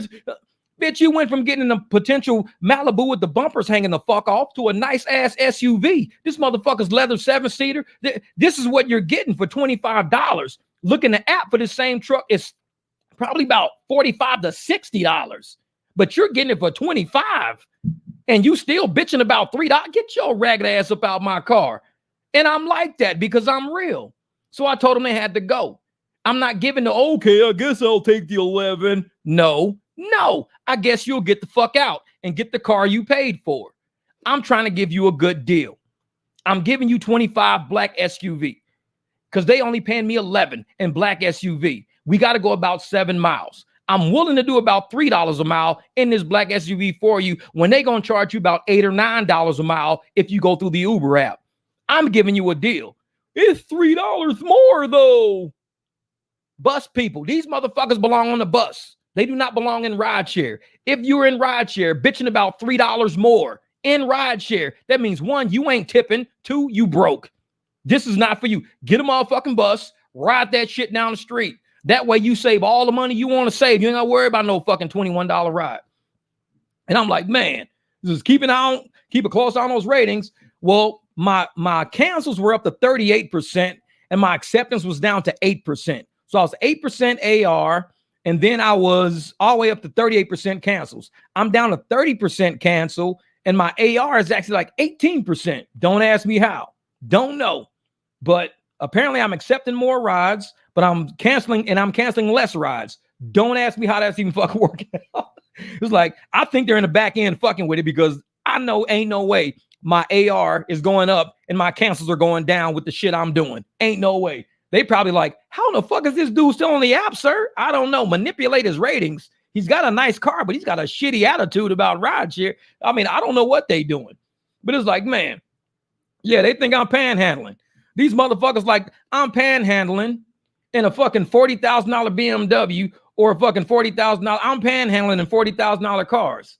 And these motherfuckers got on some $20 goddamn Chuck Taylors, but I'm panhandling. Fuck them. They can get out of my car. It's like, fucking use them old Chuck Taylors with no fucking soles, old flat bottom ass shoes. They ain't even have heels on, like normal girls leaving the club. You know, normal girl leave the club, got heels on, look cute. I might give you benefit. Bitch, you look like you just left a basketball court. I'm not fucking with you. You left a club looking like you just played kickball and you worried about $3 fucking? Get out my fucking car. He's like, no, I'm cool on that shit. It's like, fuck that. These old motherfuckers, I'm like, at least be a girl with some heels on, you know, walking with your calves all muscular and shit. You walk out this motherfucker like you just kicked the ball over the fence. You got some dusty ass Chuck Taylors. Some awesome. We'll just get another ride. You know, like, get the fuck up out of my car. I'm not fucking with you today. I'm really not. I got other shit to do. It's like, no. And they, girl, well, you shouldn't just be accepting rides if you're going to just get canceled. Hey, shut the fuck up. I'm not even talking to you, Dusty. I'm talking to her anyways. And she was cool with the shit. And Dusty wasn't who all, well, you know, fuck her. I'm like, she need to choose better friends. She could have had a nice ass ride in the SUV, got the fuck out, being like, cool, listen to some good ass motherfucking music and shit, some DMX or whatever the fuck I was playing that night. She would have got home happy as a motherfucker. Yet she around with the 1985 kickball champion.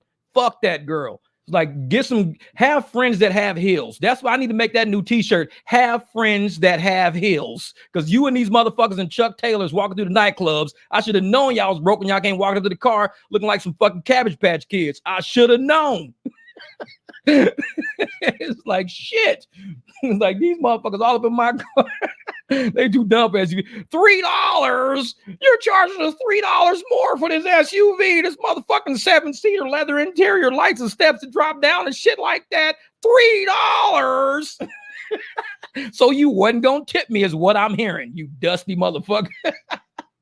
His scoreboard, Minnesota. Oh, Minnesota's doing it. Minnesota's coming back. Yeah, but like I said, not every customer out there should be doing, you know, delivery. Not every customer, because some of these motherfuckers want free sausage biscuits. How do you steal a sausage biscuit? I ain't get my food, and they eating the motherfucker. Sausage biscuits cost like $1. Why are you saying you don't get your food and you got a $1 sausage biscuit? I mean, they lie about the dumbest shit. These is broke people on these apps. And then you got people like this who don't want to tip $3 for nice shit. It's like, fuck these people.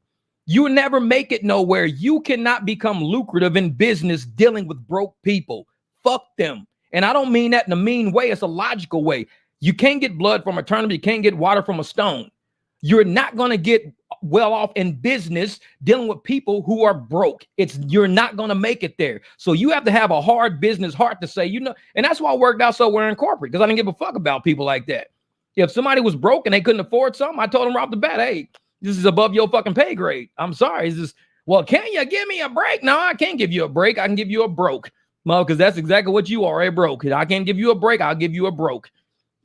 So they got to get the fuck up out. And rideshare the same way. Because you motherfuckers going to have to pay $300, $400 for something that's broke on your car. You're going to have to buy a new serpentine belt. You're going to have to buy new brakes. You're going to have to buy a new set of tires. Broke people are not helping you get there. You got a business to run. And I'm sorry to put it like that, but you got a business to run. When it's time, you need them headlights. Headlights on some of these cars cost almost $1,000. You get that motherfucker broke. If you're dealing with a whole bunch of broke motherfuckers that don't got $3 tips, you're not going to have that headlight replaced.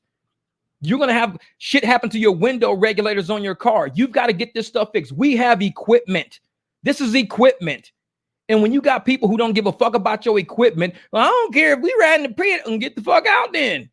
Because this is an expensive piece of equipment. If you got a Lexus car, that's not cheap. You got a Honda Accord, you take it to the Honda dealership. That's not cheap. Even you go to the Chevy dealer, the Ford, this shit's not cheap. And you can't just take it to some old ragtag ass shop who gonna give it to you at a discount because they might fuck it up. And now you worse off than what you were. Rideshare is a business. Yeah. How was it? The kickball. Can't stand that shit. These motherfuckers walk out the nightclub with some Chuck Taylors on, dusty as a motherfucker, like they've been kicking balls all night. Got the nerve to tell me $3 is too much. Bitch, them fucking Chuck Taylors is too much. Doing too much. Look, sound like, buddy, I ain't even doing that much. I ain't even doing that much. Hey, smoking the regular. That's what I want to say to that bitch. I ain't even doing that much. I ain't even doing that much. Hey, smoking a regular. Oh, thank you, Miss. So I be love. I appreciate that super chat. Tipping for the logic, wisdom, great information, experience, and definitely the comedy. Oh, you don't even know. We be over here cracking up because this is our industry. And a lot of times we're in our cars by ourselves. We deserve this chance to laugh. That's what I say. We deserve a chance to laugh at our industry, laugh at drivers, laugh at each other, laugh at ourselves for some of the shit we do. We deserve this opportunity. And I'm glad you're here with us. I'm glad you're here with us because a lot of times, you know, people think every rideshare channel has to be talking about the surge. Oh, have you seen the surge? Motherfucker, you seen the surge? Sometimes we just want to kick back at the barbecue, man. Relax for a little bit, man. We work hard enough. Let's laugh at some of this shit. We know what goes on out there. We know about the surge. We ain't got to mess with that. So we get on some of my live streams and this is what we do.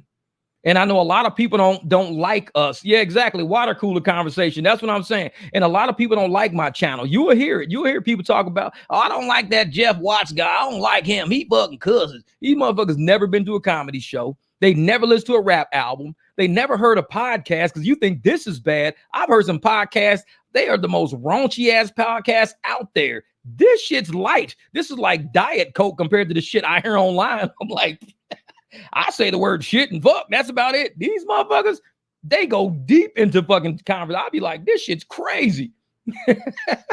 Oh, that's right. You was in. Yeah, I was out there rolling. He was rolling this morning. MGB. He was up in Seattle doing it. Oh, thank you. Well, thank you for being here. Thank you for being here. Because when I got up this morning, I was making breakfast. My man MGB, he was up in Seattle. He was, doing his shopping thing. We in there laughing, having a good time. We're talking about cars and everything else. So I'm glad you found me. So I'm glad you came through. Appreciate it. They're like the sheep and they're afraid. Wait a minute. I like that. They're like the sheep and they're afraid. Real shit. They're afraid of their own shadows, man. It's like, So here's how to get surge to a passenger. You better pay up. Exactly, man.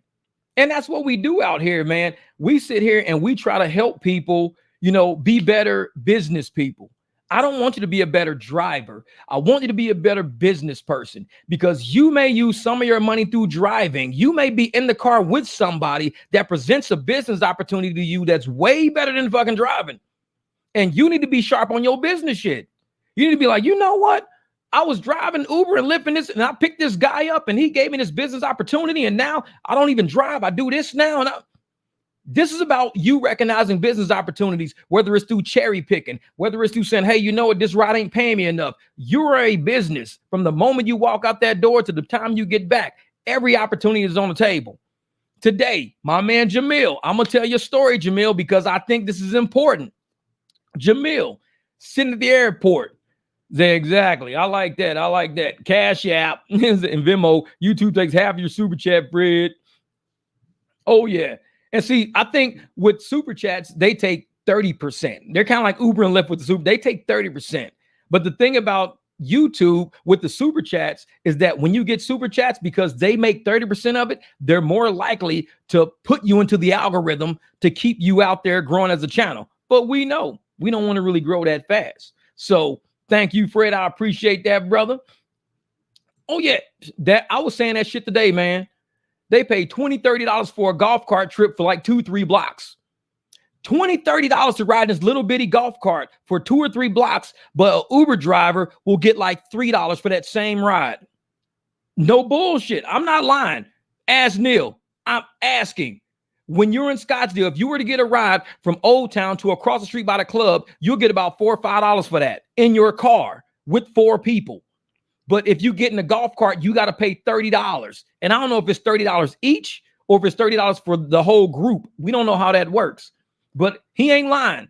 And this is why when I'm in Scottsdale, I do more cash conversions, because these people are paying $20, $30 to ride in an open air golf cart from here to there. But Uber and Lyft says, well, we're going to charge this person, $16, but we're going to give you $6 out of the 16. This is what they do.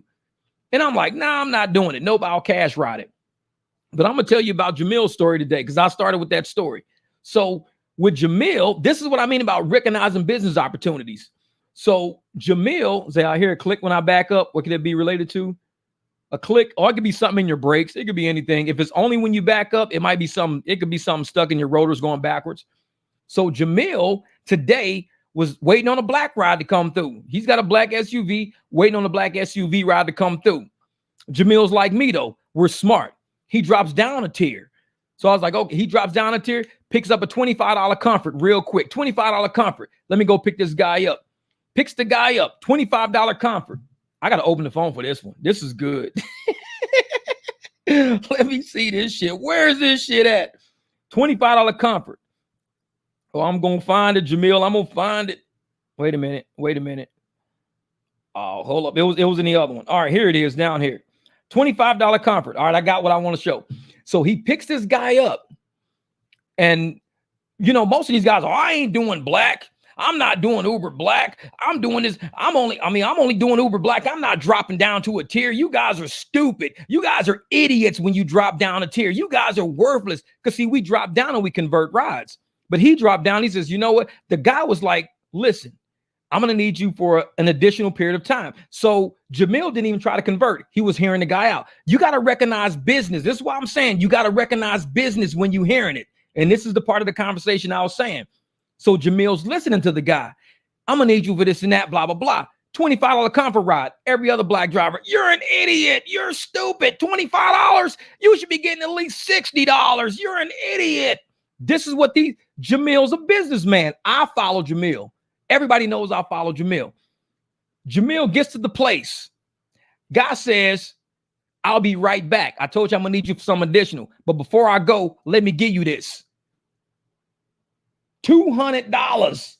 He put $200 in Jamil's hand. That was a $25 ride. It was a $25 ride. $200. Bam.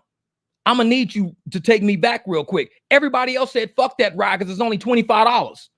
I did a ride the other day for $6 and I got $66 because the guy gave me $60. So, man, I'm going to see that at the city council. So he got the 200, but check this out. He said, do you know who he was? Brian Allen, left tackle for the LA Rams. Big dude. Everybody else said, I ain't taking that ride. Fuck that. 25. Nah. Jamil said, I'm going to go down to comfort. $225 comfort ride. $220. Nobody else was taking it because it wasn't 65. It wasn't, oh, you're an idiot, Jamil. Jamil recognizes business. He knows what to do because he knows where he is. Jamil is about luxury hotels. No business. This guy pays attention. Every ride is not the same. When you're in ritzy areas and you get somebody in your car in a ritzy area, the likelihood of this person giving you way more money is very high than you being by a college town where they don't want to give you $3. So Jamil is a very business. That's why I said this channel is to help you become a business person. We got so obvious all stand up, although I'm a Raiderette, just stand up, LA. Okay, Las Vegas Raiders in the house. That's what it is. Oh, yeah. Oh, Joe. Hey, me and Jamil are the kings of comfort gyms. That's what we're going to start calling them comfort gyms. Because, I did a $6 ride to a liquor store, ended up being a $66 ride. My man, Rocky. I was like, well, and then I ended up getting their rides all weekend because I took him back. Sometimes you got to drop down a tier and you got to bring your service up. Drop a tier, service up. That's how you get your fucking money. For everybody on them upper tiers, drop a tier, service up. If you want a lower tier, if you already on service up, that's it. You might get this person off a lift. They don't got to know your car ain't registered as comfort. Treat them like it is. They don't got to know your car is not luxury. Treat it like it is. Level up that shit. Because the moment you level it up, boom, here you go. Here's 50. Man, you gave us cold water. You gave my kids cold water. Man, I appreciate that. And today I just went and I told Jamil, I went and bought this little small red suitcase. So I bought this small red suitcase, not suitcase, damn it, it's a cooler. So I bought this small red cooler and it fits 13 cans. Now I only want to put like 6 or 7 water bottles in there. So I bought like one of those freezer things. So I'm gonna throw that in the bottom and put my waters in there and put it in the very back. Whenever a black ride hits, or whenever a ride hits that I think I want to sell, that I want to bring up, I'm going to have water already in the cup. Because when you open my doors, there's cup holders by where the doors are. You could just put bottled waters right there. So when they open the door, it's already cold water right there. That's how you work your deal. You let them know this ain't the same ride you was going to get. If you see a $25 ride, you're like, man, I'm going to try to sell this up for $50. This is $25. Let me get my water out the back. Accept the ride, open the trunk, get the waters out, start setting shit up. Let me put my waters here. I can measure, hey, man, how many guys you people got? Oh, it's just 4 of us. Cool, no problem. I put 4 waters in there because I'm working on my presentation. So I put my 2 waters here, 2 waters there, get my presentation right. I pull up. Hey, what's up? What's up, man? Hey, man. Oh, man, this is nice. Hell yeah. I mean, I got you guys some ice cold water too. But I'm going to tell you like this. They're only giving me $25 for this ride, man. And usually we do black service. We do upgraded service. We do cold water. We open doors and shit like that. They only give me 25. I'll do this ride for 45. Bruh. They just charge us $67 for this ride, man. They might fuck around and give you 60, give you 55, and you was getting 25. Work on your presentation. Be aware of business going on around you. Somebody get in the car, already have things laid out. If you got some mints, some gums, you know they go into a club. Hey, everybody, I got like a pack of gum back there. There's 5 pieces in there. You guys can all have a piece of gum, this and that, because I know you guys are going to the club or whatever. Oh, yeah, we could do alcohol in Arizona, too. We can have, like, shot glasses or whatever they got out there, all that stuff. Oh, yeah. My nail salon gives us fresh water. Trust me, as a consumer, it helps the tip factor. Just saying. There you go right there. You got a customer of an establishment right here in the chat. Miss So Obvious saying, hey, little things like that make a big difference. It's about consideration. It's about letting people know, hey, it's hot outside. I'm thinking about you guys. You might be parched. You might not be parched, but the opportunity to have water is there. If you want the water, it's right there. And they go, man, shit. And I got the little $2.48 drink packets. So you can also put like lemonade drink packets next to each one. So, hey, you know what? I got raspberry lemonade drink packets next to each water back there. So if you guys want fresh water, water. If you want the raspberry lemonade, just rip it open, put the lemonade in there, shake it up. There you go. You got raspberry lemonade. It's about servicing up. Because when you service up, it ain't always about hurry up, putting that shit in drive and taking off. Chill for a minute. They sit in AC. Give them a presentation real quick. It's only going to take you like 30, 45 seconds. That's it. But that 30, 45 seconds might make you 25, 35 more dollars. Give it that 30 seconds. Sit down for a minute. Hey, hold up for a second. These motherfuckers only giving me $25. That's it. They only give me $25 on this ride. Oh, man, we paid 60 for this. Oh, well, I'll tell you what we're going to do.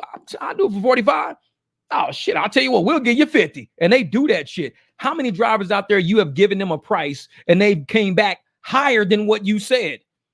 Man, 40. Tell you what, we'll give you 50. They do that shit all the time. You be like, damn, okay, cool, shit, let's do it. Because they happy. They happy you trying to save them money. And not only are they happy that you trying to save them money, but they happy at like all of that. Yeah, we have comfort. We don't got Premier. We got comfort. Yeah.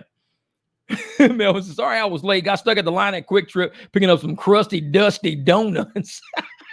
Man, that's funny shit. That's funny shit. Oh, yeah. Okay, $30 for the group. So Neil came back. It was $30 for the group. All right, on that cart. Okay, cool. So Jamil, we're going to talk because me and Jamil was having a conversation about this group rate stuff earlier. We'll talk about it because if you start looking through some of the Uber shit out there, you start seeing Uber is trying to do a shuttle service. I don't think a lot of people, I like that energy drinks too. I like that, especially for summers. But Uber wants to do Uber shuttle. So start looking at Uber shuttle out there. And me and Jamil, we're going to do something and we're going to show y'all a trick. But we need to go. I gave a guy a card the other day. I need to go back, talk to the guy. Once I solidify things with him, Jamil's going to come through. We all 3 sit down, but we're going to show you guys something. If this works, if it works, because y'all know us, we ain't keeping no education off the table. And I'm not going to bullshit y'all. If it don't work, I'll tell you it don't work, but I don't want to give you some false hopes and tell you this is what we're going to do. No, let me do it first. Let me at least solidify it. So if it works, I bring it to the table and I say, hey, y'all, this actually worked. Can't believe it, but this shit worked. And this is how we did it. Because if we can't help every contractor out there make money, what the fuck are we really doing with these YouTube channels? We're not helping nobody. If we're just trying to be famous for shit, let's be famous for making sure nobody got evicted. Let's be famous for make sure nobody's car got repossessed. Let's be famous for something that fucking matters other than, hey, you know me. Motherfucker, I'm not the bearded lady. Like, what, you just here for the attraction? No, fuck that. We're here to take care of people. And this is what we do as a group of people. That's why this energy on this channel is so important to me. The energy is way more important than the amount of subs I got. The energy is where it's at. And if we can leave with this energy and do this shit out there in public, this is how we help each other.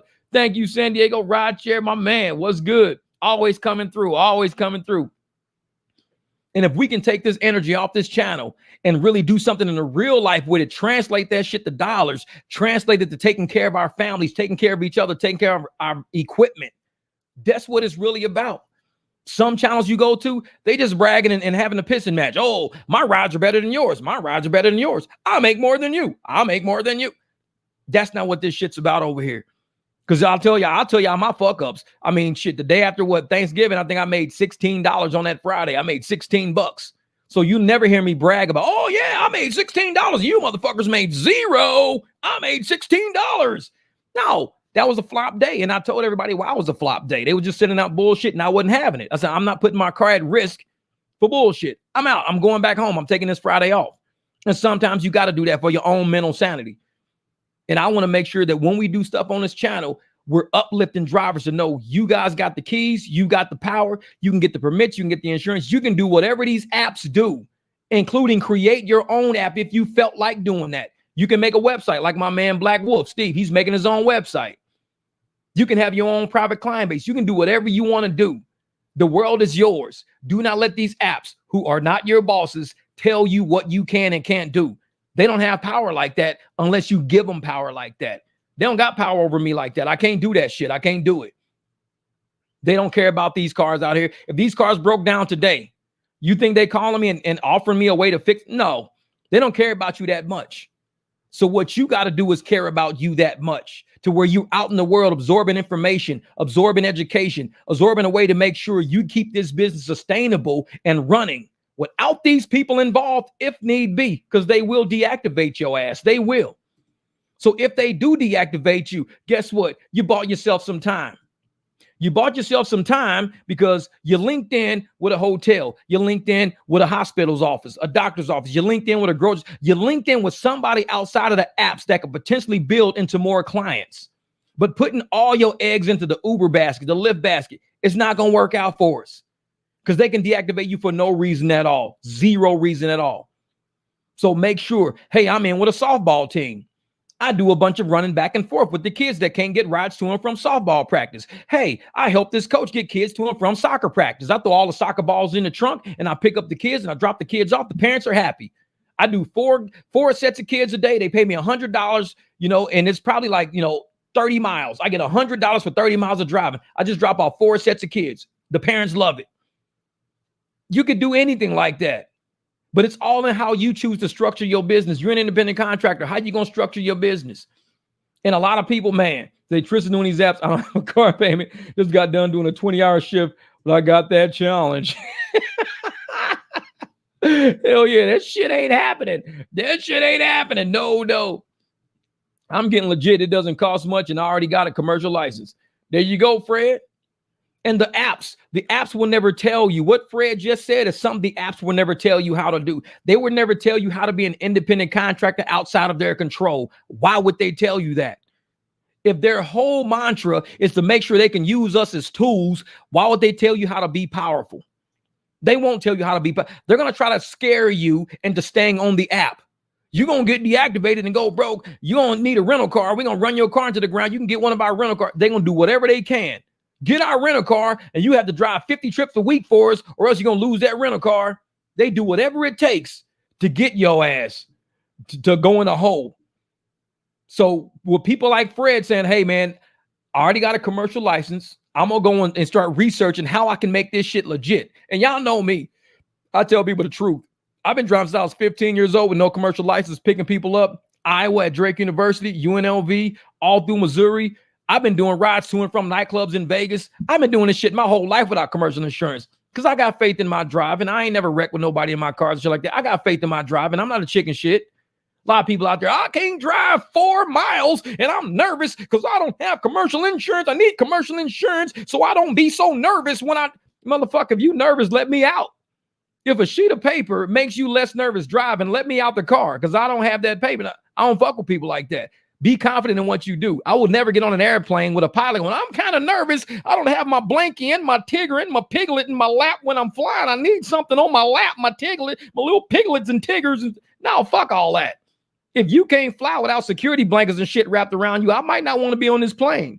Well, just get my blankie and I'll do it. No, fuck that. No, I'm cool. Let me off the plane. And if some drivers are like that, it's like they're nervous wrecks and shit, but yet this is their profession. You'll never see me nervous in what I do. Do it with confidence or don't do it at all. You doing shaky shit out there, you probably shouldn't be doing this. You can't be a doctor with shaky fucking hands. Can't be a dentist with a fucking twitch and shit like that, fucking up people's gums and all that. If this ain't for you, it's not for you. Driving is for me. Working on cars is for me. This is the shit I've been doing my whole life. So it means nothing to me to pick up somebody right here on this corner and to take them to the airport. I'm not nervous. Did this shit a million fucking times. What if somebody hits you? Then I hope they got fucking insurance. What if they don't? Then I'm gonna sue their ass and get that. What if they don't have a house? I got uninsured motorists. But you was driving. Motherfuckers always will have a problem for every solution you got. Think of that. Motherfuckers will always throw a problem for every solution you got. I'm 50 years old. Ain't nobody's fucking problems they ever thrown at me really became my problem in real life. It's shit they dream up in their head to try to make me think it's gonna happen to me for real. You driving at night, Jeff, you gonna get fucking carjacked? I've been doing this fucking my whole life, dude. I've been living in St. Louis, Memphis, Vegas, Arizona, all at nighttime. 51 years I done made it through all these motherfucking nights for 51 years. All the shit you dream up has never happened to me. When it happens to me, I won't even know it happened. That's the beauty about it. I'll be dead anyways. So whenever it happens, I won't even know it happens. So I don't worry about it happen. I worry about making sure my shit is paid. My kids are healthy. They're fucking educated. My cars are clean. That's what I worry about. The shit y'all worry about is not the same shit I worry about, which is why my life is the way it is. It's set up nice. Because I worry about nice shit. I don't go around every day all nervous and paranoid. Oh my God, today the motherfucking acorn might fall out the sky and hit me in the head, motherfucking Chicken Little. It's like, I don't do that. I wake up and I say, you know what? I'm going to bust my ass, see how much money I can make. I've had since I got this truck, I've had 4 $500 days since I bought this truck. 4 $500 days. Mainly cash rides. One day was mainly converting, but mainly cash rides. Because I envisioned, if you get this truck, Jeff, you can ride it differently than what you do this BMW. The BMW is cool. You can get a couple of $100 a day out of cash, but this thing, you can take way more people. Your groups can become bigger, and those people can split the money between each other. So you got to have a vision when you do shit. That's the shit I worry about. How good can this get? Not how bad can this be? I'm not one of them down. I wear a shirt that says low vibration people will keep you down. I wear that shirt on my live streams. Low vibration people will keep you down. They vibrate down here. You got to learn to keep your vibration high. Because if you let these motherfucking low vibration people pull you to their level, guess what? Misery loves company. They're going to keep your ass vibrating at the lowest frequency possible. You will never get shit done at a low frequency. You know what a God frequency is so high? Because the higher you get that, the closer you get to perfection. You ain't going to make it there, but you can strive for that shit. Like I say, walk in the path of Jesus. I'm just saying, but get up there. Get your vibration up there. Get that vibration up there. Don't let low vibration people, well, you don't have this. You can't. They're vibrating down here. Ain't no way you should be able to. They're vibrating down here. You're going to get in trouble if you. They're vibrating down here. Rise above that shit and say, this is what I'm going to do today. I ain't never envisioned having 4 fucking $500 cash days, because I said to get that, I have to get the truck first. It's not going to happen in the BMW. How many times I've even said on my live streams and shit else, I'm trying to do $1,000 for a tank of gas in this low ass BMW. I got the $800 for a tank of gas once. I did $800 in it, but I said that last 200 is goddamn impossible. I squeezed every ounce of entrepreneurship and contractor work I could to get $800 in a full tank of gas. 500, 600 for one tank of gas in that Beamer, easy. Do that shit all day. I can get 300 for a half tank, 300 and a half, I'm done. But 1,000, that was pushing the limits. I got up to 800. And this truck, 1,000 is nothing for a full tank. I need to go for 2,000 for a full tank. I need to see what I can do with a half tank. And I need to say, you know what? Let's see if I can do that shit for a full tank now. That's how you push yourself. You see what your own capability and your own potential is. You got so many people in this world around you don't even know who the fuck you are. They don't even know what's in you. They have no idea what's in you. How many times I was in the starting blocks at track meets? How many times was I in them starting blocks in lane 8, the slowest lane ever?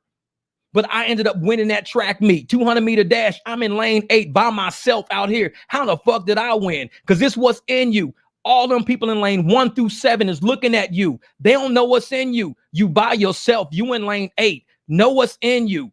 Hit that shit. When I won at Lafayette High School in St. Louis, first year running track, 200-meter dash, sectional, I was way the fuck out in lane 8, slowest qualifying time. I won that shit. I was a junior. Every senior behind me was like, who the fuck is he? Who is he? We ain't ever seen this dude before. You don't know me. You don't know. I'm lane 8. You don't know me. All y'all came in behind me because you don't know me. If you knew me, you would have passed my ass already. You don't know me. When I tell you every day, when you out there doing business, these people don't know you. You could do things that you don't even realize you can do yet. But when you let these low vibration ass people, oh, you in lane 8, man, you can't win. You in lane 8, man. If I was you, I'll just jog it in, man. Just jog it in. You ain't gonna win. You in lane 8, dude. Oh man, all these dudes are seniors. They all grass. Dude was almost a state champion last year. These was all low vibration people. But when you say, these motherfuckers don't know you, Jeff, don't let none of this chatter about, Jeff, you made it this far. Be happy with what you got. At least you made it to lane 8. No, I'm winning this bitch. I'm going to win this bitch. Ain't nobody ever won from lane 8, Jeff. Low vibration. Don't let them talk about your capability. So when you get out there and you start making this money, don't let nobody tell you you cannot make the amounts that you envision in your head. It may not happen the first time, may not happen the second time, but if you keep pushing towards it, you know you enough to know when you're ready to call it quits. And if you ain't ready to call it quits yet, even though I couldn't make $1,000 with that BMW, it's still out there, so the opportunity is still there. But right now, I got something bigger on my plate. I knew the potential I could make with the Beamer, so I'm like, I need a bigger piece of equipment. I need something bigger. I know my limits. When it comes to converting rides, I was 100% conversion one day. 100% conversion. Everybody who got in my truck, I converted. I even put one of the conversions in my membership group, and those people, I drove them around the whole next day. And you can hear them on the video saying, hey, tomorrow, can you come get us tomorrow? They said that on the video, and I did it. I picked them up the next day, all day. So if you got what's in you and you got the right equipment in front of you, it ain't shit you can't do. Don't let these low vibration ass people come bounce through all these comments all the fucking time. Oh, yeah, man, you know, this and that. And it. Don't even listen to those motherfuckers. Do what you think you can do. If somebody wants to sit up and tell you, well, my cousin, motherfucker, I'm not your cousin. Well, my brother did. Motherfucker, I'm not your brother. Something totally different. Once they see what's inside of your soul and they see you out there making that money and doing something, they're going to be asking you questions next. They're going to be asking you questions next. Hey, man, what up, Studio BWE? What's good? What's good? Man, oh, I'm trying, brother. I'm trying. Because right now the apps is trying some shady shit. They know we out there doing something to help our pockets out. So they want to send us updates and they got shit to do with our pockets. So once they start sending us shit that I know is going to try to affect our pockets in a negative way, oh, I'm hammering on the live streams. I'm hammering on these next videos because I know the game. They not slick.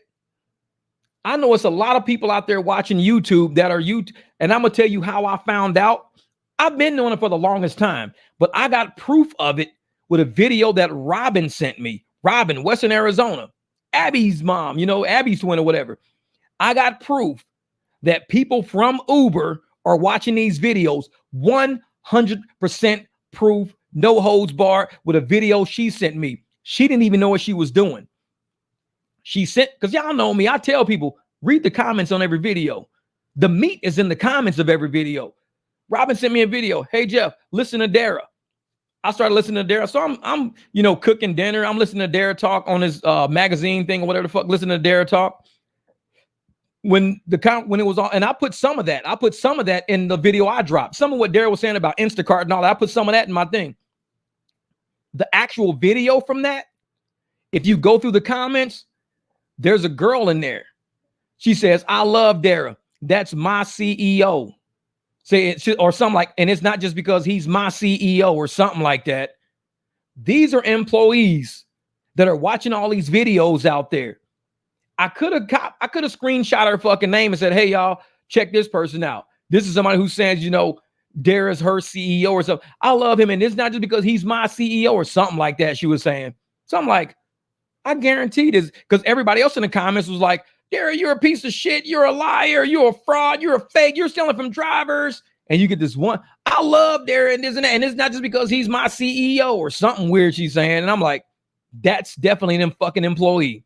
Definitely. Because who'd say that? That's my CEO or something like that. Yeah. There was a few comments in there. Yeah, watch out for the rats. Hey, they all around YouTube. And I told, "What up, truth never goes up." And I'm telling people all the time, I know these people are watching these videos, and I'm 100% cool with that shit, because they've got to watch the enemy.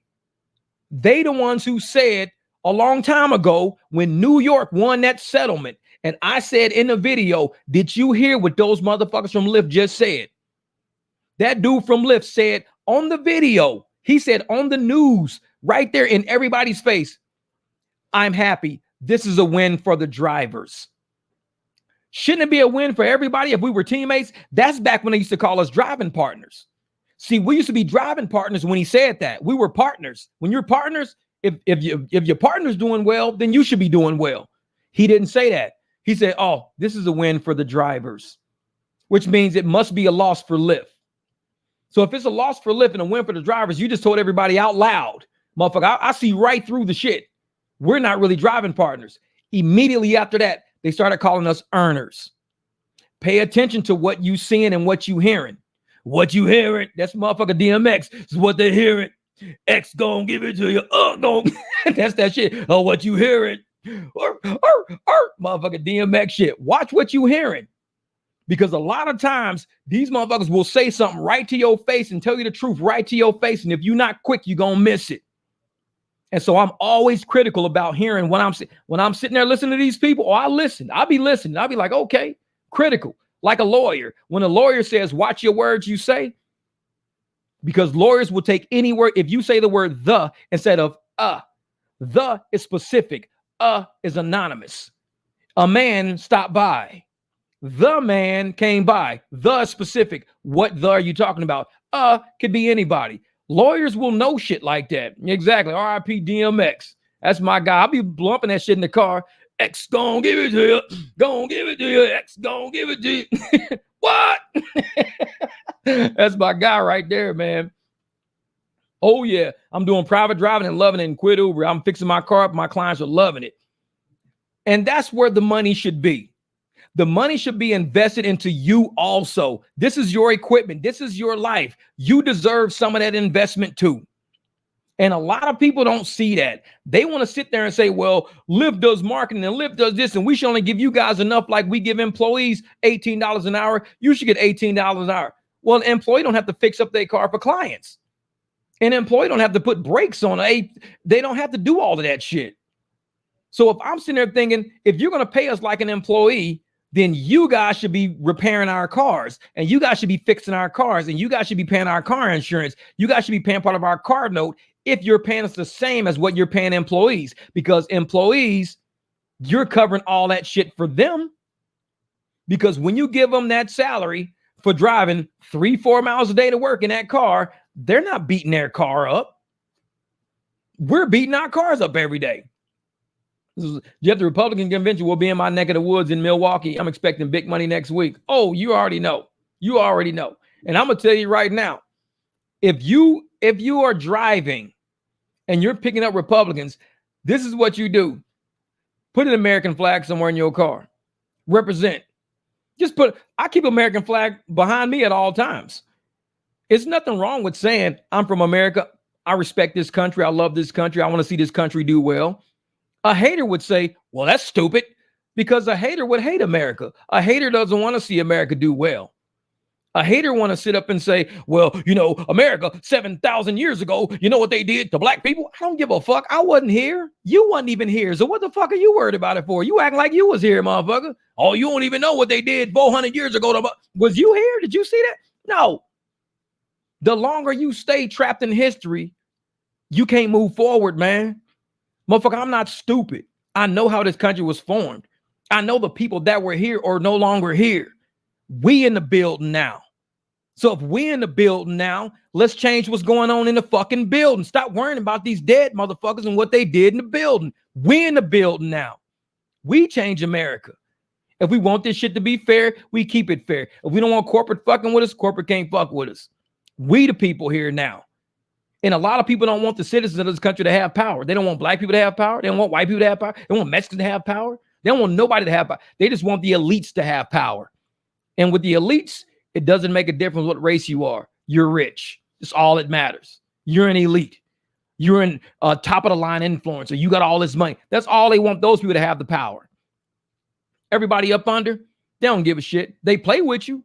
They make you think you should be hating white people, Jeff. You should be hating black people, Jamil. You should be hating it. They throw all this shit at you, making you say narratives. Follow the narratives. You should be. When I first got to the West Coast, this is funny. I'm gonna tell you something funny about narratives. Exactly. Embrace what they did for us, learn from it, and do something about it. Because we in the building now. Now we know how this building was built. Let's renovate this motherfucker. Let's do something good. And let's do it the right way for everybody. Not just for a few influencer groups or whatever. But when I first got to the West Coast, I left Iowa. And I got to the West Coast in 1996. And the first time I went to California was like 1997. So I get to California. I'm driving this black Maxima, this black Nissan Maxima, all fucking tan leather, blacked out fucking Maxima. I'm in California living the Cali dream. I left Vegas and I'm like, yeah, man, I'm gonna go out to Van Nuys, give me some motherfucking tattoos and shit. Go out to fucking, Venice Beach, walk some dogs, eat some motherfucking tacos and shit. So I'm like, I'm kind of lost right now. So I go to this 7-Eleven. You got to realize I came from Iowa. I have no idea where I am. I get to Torrance, California. I remember it because I was on Torrance Boulevard or something weird like that. I go to this 7-Eleven. Some Mexican dudes there. Motherfuckers all tatted up. Mexicans, they look just like the people that you see on motherfucking on Snoop Dogg videos and shit. They got like, blue fucking shit on. They all like crip the fuck out. At the time, I wasn't deep into gangs, so I didn't know that. Blue, black shit. They just chilling at the 7-Eleven. I walk up. I'm from Iowa. I say, hey, man, what's up, man? Say, hey, I'm just visiting Cali, dude. I'm just trying to find Venice Beach, man. Say, I have no idea where the hell I am. I'm just trying to find Venice Beach. And the dude, he said, you so crazy. So the Mexican dude, he looks at me and he goes, well, if you get on this highway right here, you go south, you get to like Santa Monica Boulevard, then you go, west and you go. Dude gave me perfect fucking directions. I got to the beach, got me motherfucking tattoos, everything else. When I was telling people the story, they was like, Mexicans don't like black people. Like, why they could have jumped you. I was like, why would they fucking jump me though? I don't got no beef with them. This is Jeff. I was 24 years old. I was like 24, 25 years old. And I was like, what the fuck they gonna jump me for? What the Mexicans don't like black people? I'm like, the fuck they got to do with me? It's like, I don't got no beef with them. Say, Jeff, man, and I'm thinking, this is California, man. This is a cool place to be. I'm having fun. I'm kicking in this shit. Dude gave me perfect directions exactly to where I wanted to fucking go. I ain't never had problems with no fucking body. When I explain to people that Mexico, you can look in the history of Mexico, the actual history of Mexico. When black people were slaves on American soil, and I've said this before, when black people were slaves on American soil, Mexico was the first country on earth that said, if you can make it to our border, if you can make it to the Mexican border, you are a free person. We were property on American soil. We were property. They said, if a black person, if a African native, if you can make it to Mexican border, you are a free person. Google that shit if you don't believe me. The only country in the world that said that. Mexican people and black people have always been brothers. We've always been brothers and sisters. They don't want you to know history. They'll take statues and shit down everywhere. They'll fucking take names off the street so you don't know shit about what really happened in these countries and shit like that. They'll take all this shit down so you don't know. But if you look in Mexican history, Mexican and black people have always had children together. We've always had weddings together, funerals together. We've always started business together because they were the only ones who said, if you can make it to our soil, you will be declared a free person. You will not be property. You will be a free person. Why the fuck do you think so many black people look like Mexicans? We got the same features. Only difference is our skin is darker.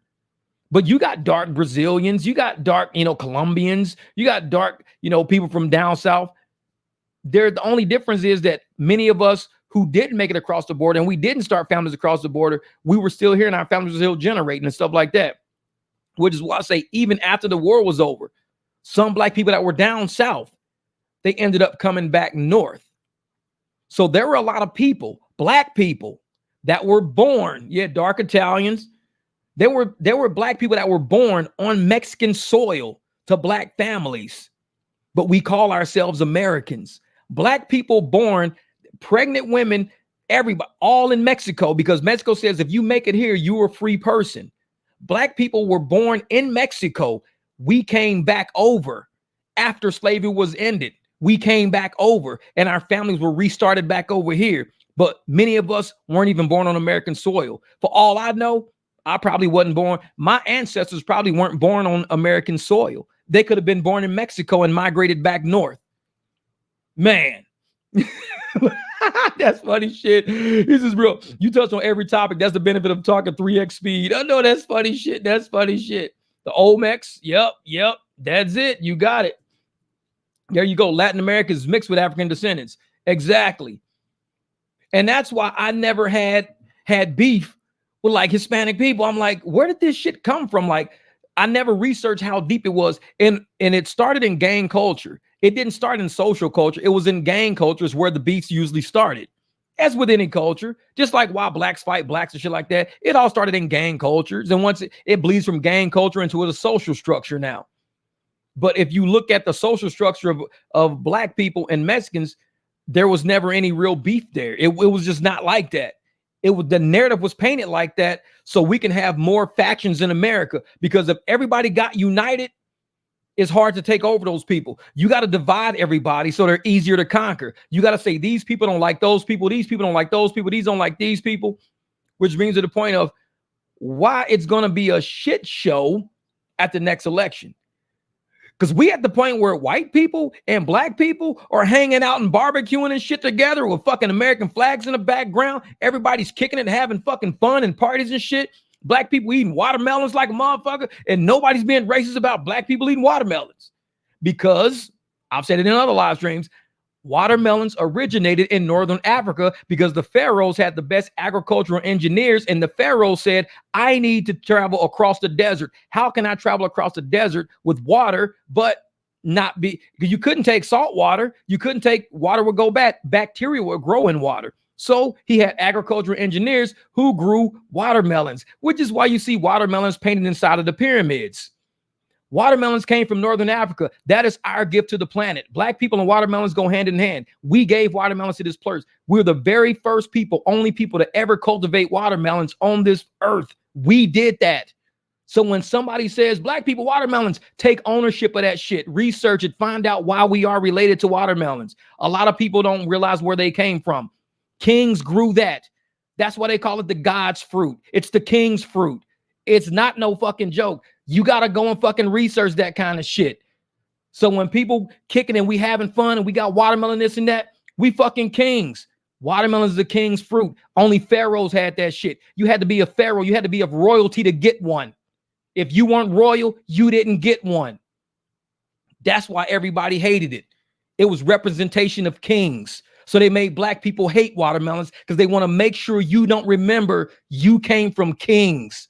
That's why they don't like. They take down statues. They take off street names. They make you hate you. Once you remember who the fuck you are, you know who you are. You make me hate that shit. Jeff, go eat that watermelon. I will, king. Thanks. Bro, I'm gonna bring you a watermelon. Bring me two. I'm a king, motherfucker. Why you think I got this big ass crown on my fucking arm? I'm a king. That's 1111 with a crown on top of it. You know why? I know where I come from. Be aligned with the universe. Once your energy aligns with the universe, 1111 is the awakening. 1111 is the alignment. Put that crown on top of that shit and you remember where you came from. Let everybody know. Let everybody know you are proud to be who you are, where you come from, who your ancestors associated with. We're in the fucking building now. We're educating people and bringing everybody to fucking together. Man, it's a shit. Jeff, you making me want to vote for you on the next election. Real shit. No. Hey, there you go. Please eat watermelon with the seeds. That's right, because watermelon with the seeds are natural. When you see watermelons without seeds, that shit is not real. It's not real. Thank you, Dante. I appreciate that, brother. Man, see, Dante, Jeff knows his stuff. Man, and I do this, man, and that's why I love having these live streams with y'all. Real shit, because a lot of times in videos, the energy is not there. The videos, they don't really last that long because I'm not really doing ride-alongs like I used to. I'm going to get back into it.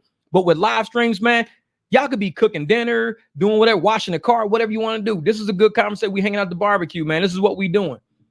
And I want to just let people know, you know, from a driver, motherfuckers think that we're uneducated people. Oh, you drive, you don't know shit about nothing except turning the fucking steering wheel, using the turn signal. Bro, I drive because I want to, not because I have to. I'm intelligent enough to do anything I want to do in this fucking world. I love to drive, bottom line. I like working on my cars, bottom line. If you are only doing a job because that's all you do and that's all you, I feel sorry for you. I'd want you to do what you wanted to do. I want to drive. I got an accounting degree. I can go back and do accounting, but I don't want to do accounting. I want to drive. I want to meet people. I want to talk to people. I want to enjoy, you know, memberships back and forth with people. We like communion. This is communion to us. You know what I'm saying? Like, oh, thank you, Jim. Jeff, love the positive energy and channel. Did my first private ride today with a frequent flyer at DIA. Gave my pitch last Friday, and now I have a regular private client. Bam, bam. There you go, Jim. That's what I'm saying. And it only gets easier from here, brother. It only gets easier. Trust me. Because once you get that first, trust me, I strike out every once in a while. I'll pitch and somebody, no, you know, and I'm like, okay, cool, you know, just get your next ride. All right. And they'll slide out the car or whatever. Sometimes, like I did it on video. I pitched one dude one time and he just didn't return the message. So I just canceled him. I was like, fuck it, I'm not going. I just canceled it because he didn't return it back yet. So I was like, oh, fuck that. But yeah, it's only going to get easier, Jim. Keep it up, brother. Keep it up. Because that person is going to end up referring you to 2 other people. And now you're going to have 3. They're referring you to 5 other people. So now you're almost up to like 18 to 20 people just from one person. It happens all the time. And make sure, Jim, when you're doing this, be okay with telling a story about the energy. Like you go on social media. Give good energy. Tell about the energy on social media. Say, you know what? I did a ride today with somebody I met, this and that, and talk about it. You might get a hater. Oh, you need commercial insurance. Do that. Say, you know what? This is about energy, man. I don't want to fuck with you. I'm not dealing with you. Because anybody knows on my social media pages, I talk about some of my private rides. I talk about their energy. I talk about what we're doing. It's not just a ride. Some people just get a ride. That's all. With some people, you get a connection. You get that energy, that universal connect. And if it's only for a moment, I'm telling you right now, just like Halley's Comet. Halley's Comet comes around once every 84 years or some shit like that. But guess what? When it does come around, it's all good. Everybody's outside. Everybody got telescopes. Everybody got cameras. You ain't got to be around all the fucking time. You might see a client once a year. But guess what? It's like Halley's Comet. It's always going to be all good. It's going to be good energy. It's going to have everybody outside. It's going to have you feeling, oh, man, it's nice to see you again, bro. You ain't got to see some clients every day. So don't think, oh, man, I only saw him once last year. Guess what? You had 84 other Halley's Comets last year, too. So everybody you saw once last year, they're going to come back. Just keep giving them that good energy. Keep giving shit. They're going to refer you to other people. You're going to have a team around you. And that team is going to start saying, hey, man, don't forget about Jim. Oh, yeah, Jim. Are you driving tonight? No, man, I got somebody right now at a restaurant. I'm not going to be able to make it there. I did at the King James the other night. I was rolling. I'm way over in in Glendale. I'm in Glendale. I'm at a quick trip. I got 30 minutes to pick up my people in Glendale, but I also have to be 45 minutes down the highway to pick up somebody else. King James was just texting me, so I know he's down there. I text him real quick.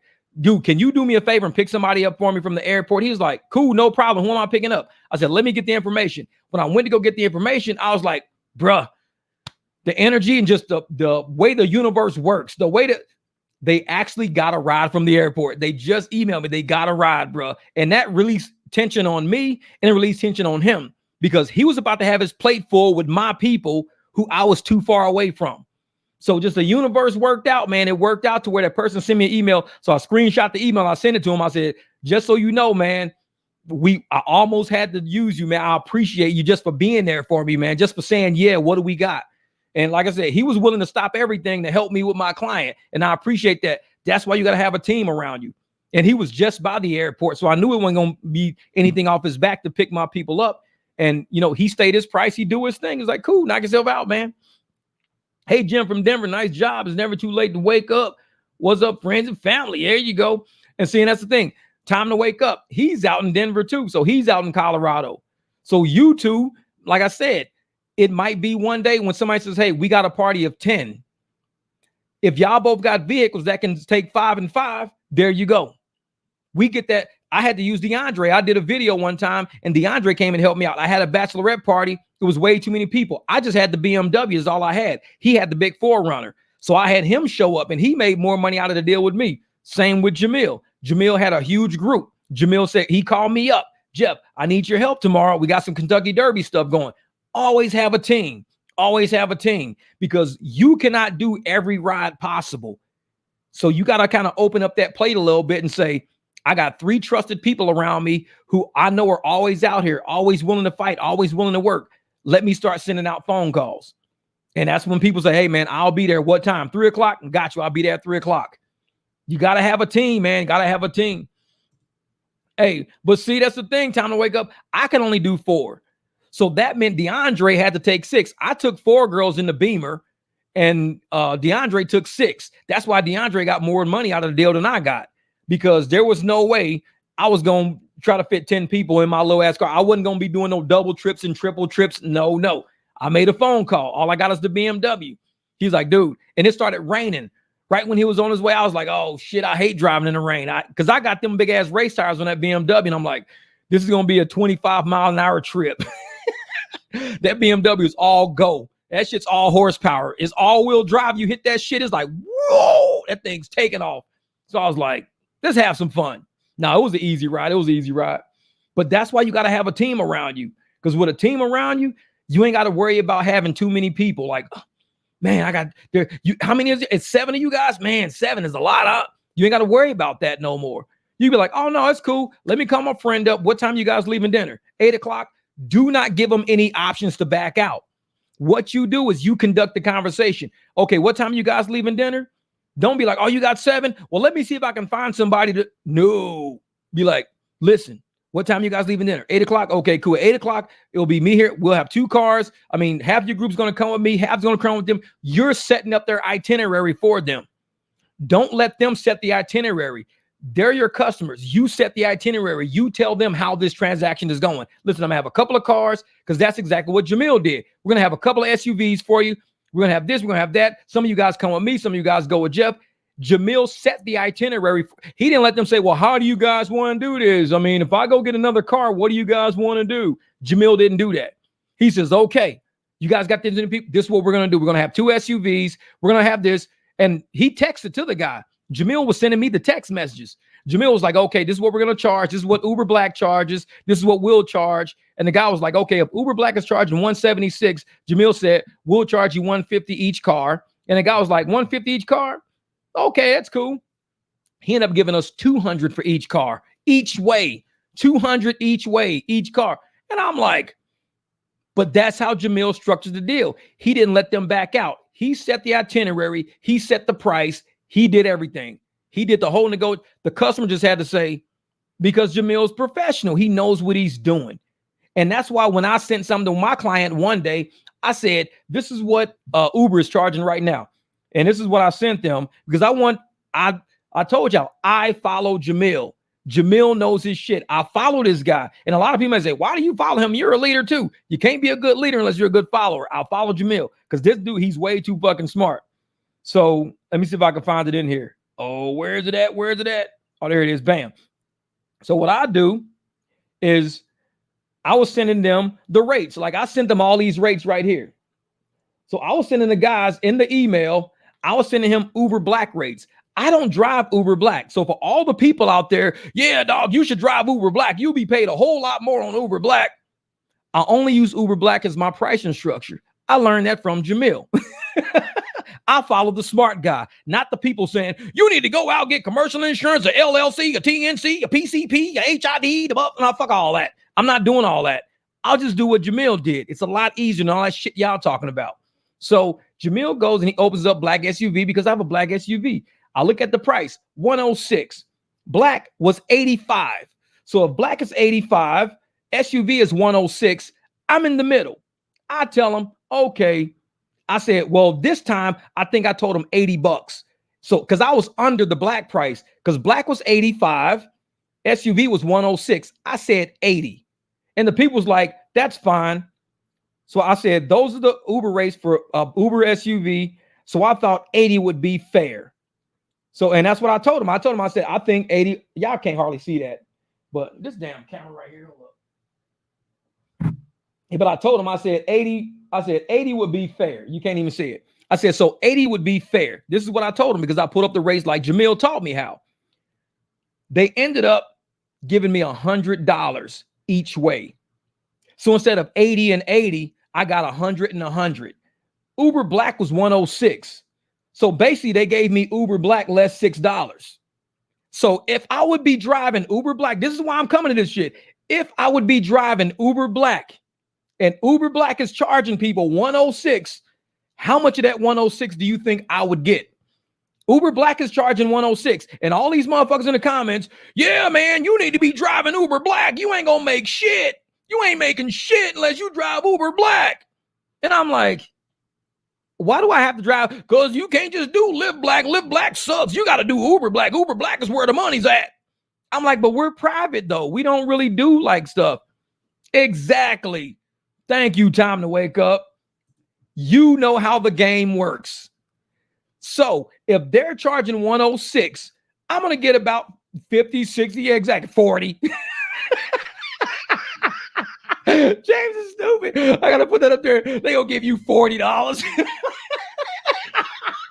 These motherfuckers going to take 66 and give me 40. I get $11 out of that motherfucker. They will give me $11. James is fucked up. The motherfucker said 40. You gonna get $40. But it's the real shit though. He says, oh, I was exactly. So I'm thinking they're like, if I'm gonna sit there and be like, okay, I'm gonna drive Uber Black because all these drivers who don't know me, these drivers that say this shit in my comments, they don't know me. They say, hell, $5. I know Uber. I see my screen at the end of the ride, $5. I'll be like, the fuck just happened? We paid 106. Like, but no. So they don't know me. These people are just in my comments. Jamil knows me. So all these people in my comments are telling me, Jeff, you're not going to make no money driving Uber Black. You're not making money. I said, well, I don't want to drive Uber Black. I just want to be a private driver. I'll use Uber Black as my price list. I don't have to drive Uber Black to get paid Uber Black. Yeah, you do. You don't know what you're fucking doing, dude. These are motherfuckers in my comments. So I follow Jamil because I told you, follow the people who you want to be like. If you follow the people you want to be like, you'll end up where they are. So I follow Jamil. He says, Jeff, go to Uber Black, find the price. Okay, you see what black is? You see what black SUV is? Put it right in the middle. Right in the middle would have been about $90, $95. I told the people 80. I went under the black price. Black was 85. I went under the black by $5. So they couldn't say, well, we could just get a black. No. So they said 80 for me. Cool. They was like, 80 is fine. That's fine. They end up giving me 100 each way. That's why I tell people, man, listen to people who know how they talk. They know the game. Jamil knows this fucking game. Exactly. We going to see his love. What up, Jonah? See, if that ain't pimping, shit, that's pimping. Pimping and pimping. Man. And I tell folks, man, if you listen to certain people about how they, like, I see how Jamil drives. I seen him negotiate. He sends me text messages of his negotiations and how he does it because he wants to teach me to do it the right way. Not the way these motherfuckers in the comments are telling me, well, what you need to do is you need to go get you a TLC, a TNC, some LEDs, some PCP, and smoke that shit. No, I don't say that, but you know how I'm talking. These motherfuckers, they like to sit up there and tell me all this shit you need to be on their level. You ain't gonna get shit because you ain't on my level. Yeah, we uber black motherfucker, we up here. You ain't up here, we up here. I was like, all right, whatever, motherfucker. And Jamil is like, Jeff, fuck them. This is what you do. You go to Uber Black and see how much they paying. Go to the Rider app. See how much they paying. Like, all right. I'm telling you, man. These motherfuckers, they be fuck with me in the comments, man. Exactly. Jamil, there he is. It's all common sense. So he says, just be a passenger. Go to the passenger app. You see the market rates for our cars now. Now you see what people are paying for our cars. Go to the Rider app. Now that's the market rate. Adjust your price. I've seen him do it and it works. I will not follow people who do shit that don't work. Driving for Uber Black and being paid half the fucking money is not going to work for me. Going into the Rider app and saying I'm an independent contractor works for me. So I follow what Jamil said because it works for me. And it got me $20 more each way. And it got me $6 less than what they would charge, what they would pay if they were on Uber Black. They would have paid $106 to Uber Black. I got $100 each way. And it's like, Jamil knows his shit, which is why when I get on this channel, I radiate what I learned from the people I follow. I told you, Jamil don't have a YouTube channel. He don't have not a single fucking follower out there. But this man has helped me more than anything on YouTube when it comes to rideshare. When I tell you, you got to swim to the bottom of the ocean to find a treasure. Don't nobody know that shit's there. I don't know where I found Jamil at. I swam to the bottom of the ocean. I saw this motherfucking treasure chest. I opened that bitch up. It was some gold coins in it with the word Jamil on that motherfucker. I was like, I found a treasure. Arr, motherfucker, we're pirates now. No, I'm just kidding. But that's what I did. I went and Jamil has been, not only has he been a treasure to me, but he's allowed me. He's never once. I'm sick of fucking drivers fucking with me. Oh man, that's a secret. Don't tell nobody. Jamil has never once said, this is a secret. Don't tell nobody. He's never said that shit to me. And y'all know how I run my channel. I say, there ain't no secrets. If I can make money, I'm going to tell you today. Because if I die in my fucking sleep, you know everything I know. I'm not going to, tomorrow's not guaranteed for me. So I'm going to tell you everything I know today while I know it. I might not fucking wake up tomorrow. So I'm going to help everybody as much as I can. I'm not down with no fucking secrets in me that I know can help another family from being evicted, from helping you pay insurance, from helping you grow your fucking business. That's what my job is. So I learn from people like Jamil and I radiate that shit back. Any driver out there, well, we got secrets. Stay the fuck away from me. I don't want to know them. I don't. Keep it to yourself. And it's not that I want to tell your secrets to everybody, but I might be having a general conversation with every fucking body. And I might say, oh shit, Jeff, you told them that. I'm like, I did? Yeah. Sorry, shit, I didn't know. So I'm one of those people. They check out the uphill. Wait a minute. Whoa, Marzell. He said, I converted a ride today. I tried to save them some money. They offered to pay me more. Thank you. We was just talking about that, Marzell. We was just saying, I don't know why, but when you try to say, hey, man, 25, and they'll tell you, I'll give you 40. That is the most reverse negotiation shit I've ever heard. You'd be like, hey, man, Uber's trying to give me $12, man. I'll do this ride for y'all for like 25. We'll give you 40. No, fuck that, man. That's too much. I can't take no 40, man. Y'all gonna find another fucking driver. I'm out of here. Like reverse negotiation shit. They're offering me too much money. I can't believe it. I was only asking for 25. The motherfucker said 40. I just drove off. It's like reverse negotiation. They scared me. That's too much money. I'm just a pigeon. You can't give that much popcorn to a pigeon.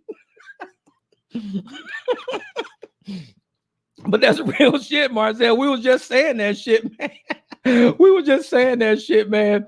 We was like, sometimes when you sit there and you tell somebody, hey, I'm going to do it for 25. And they say, you know what? Because I told the girls the other night, I'll do it for 35, and they gave me 45. Because the one get the 25 in the Venmo, the other one gave me $20 cash. I said 35.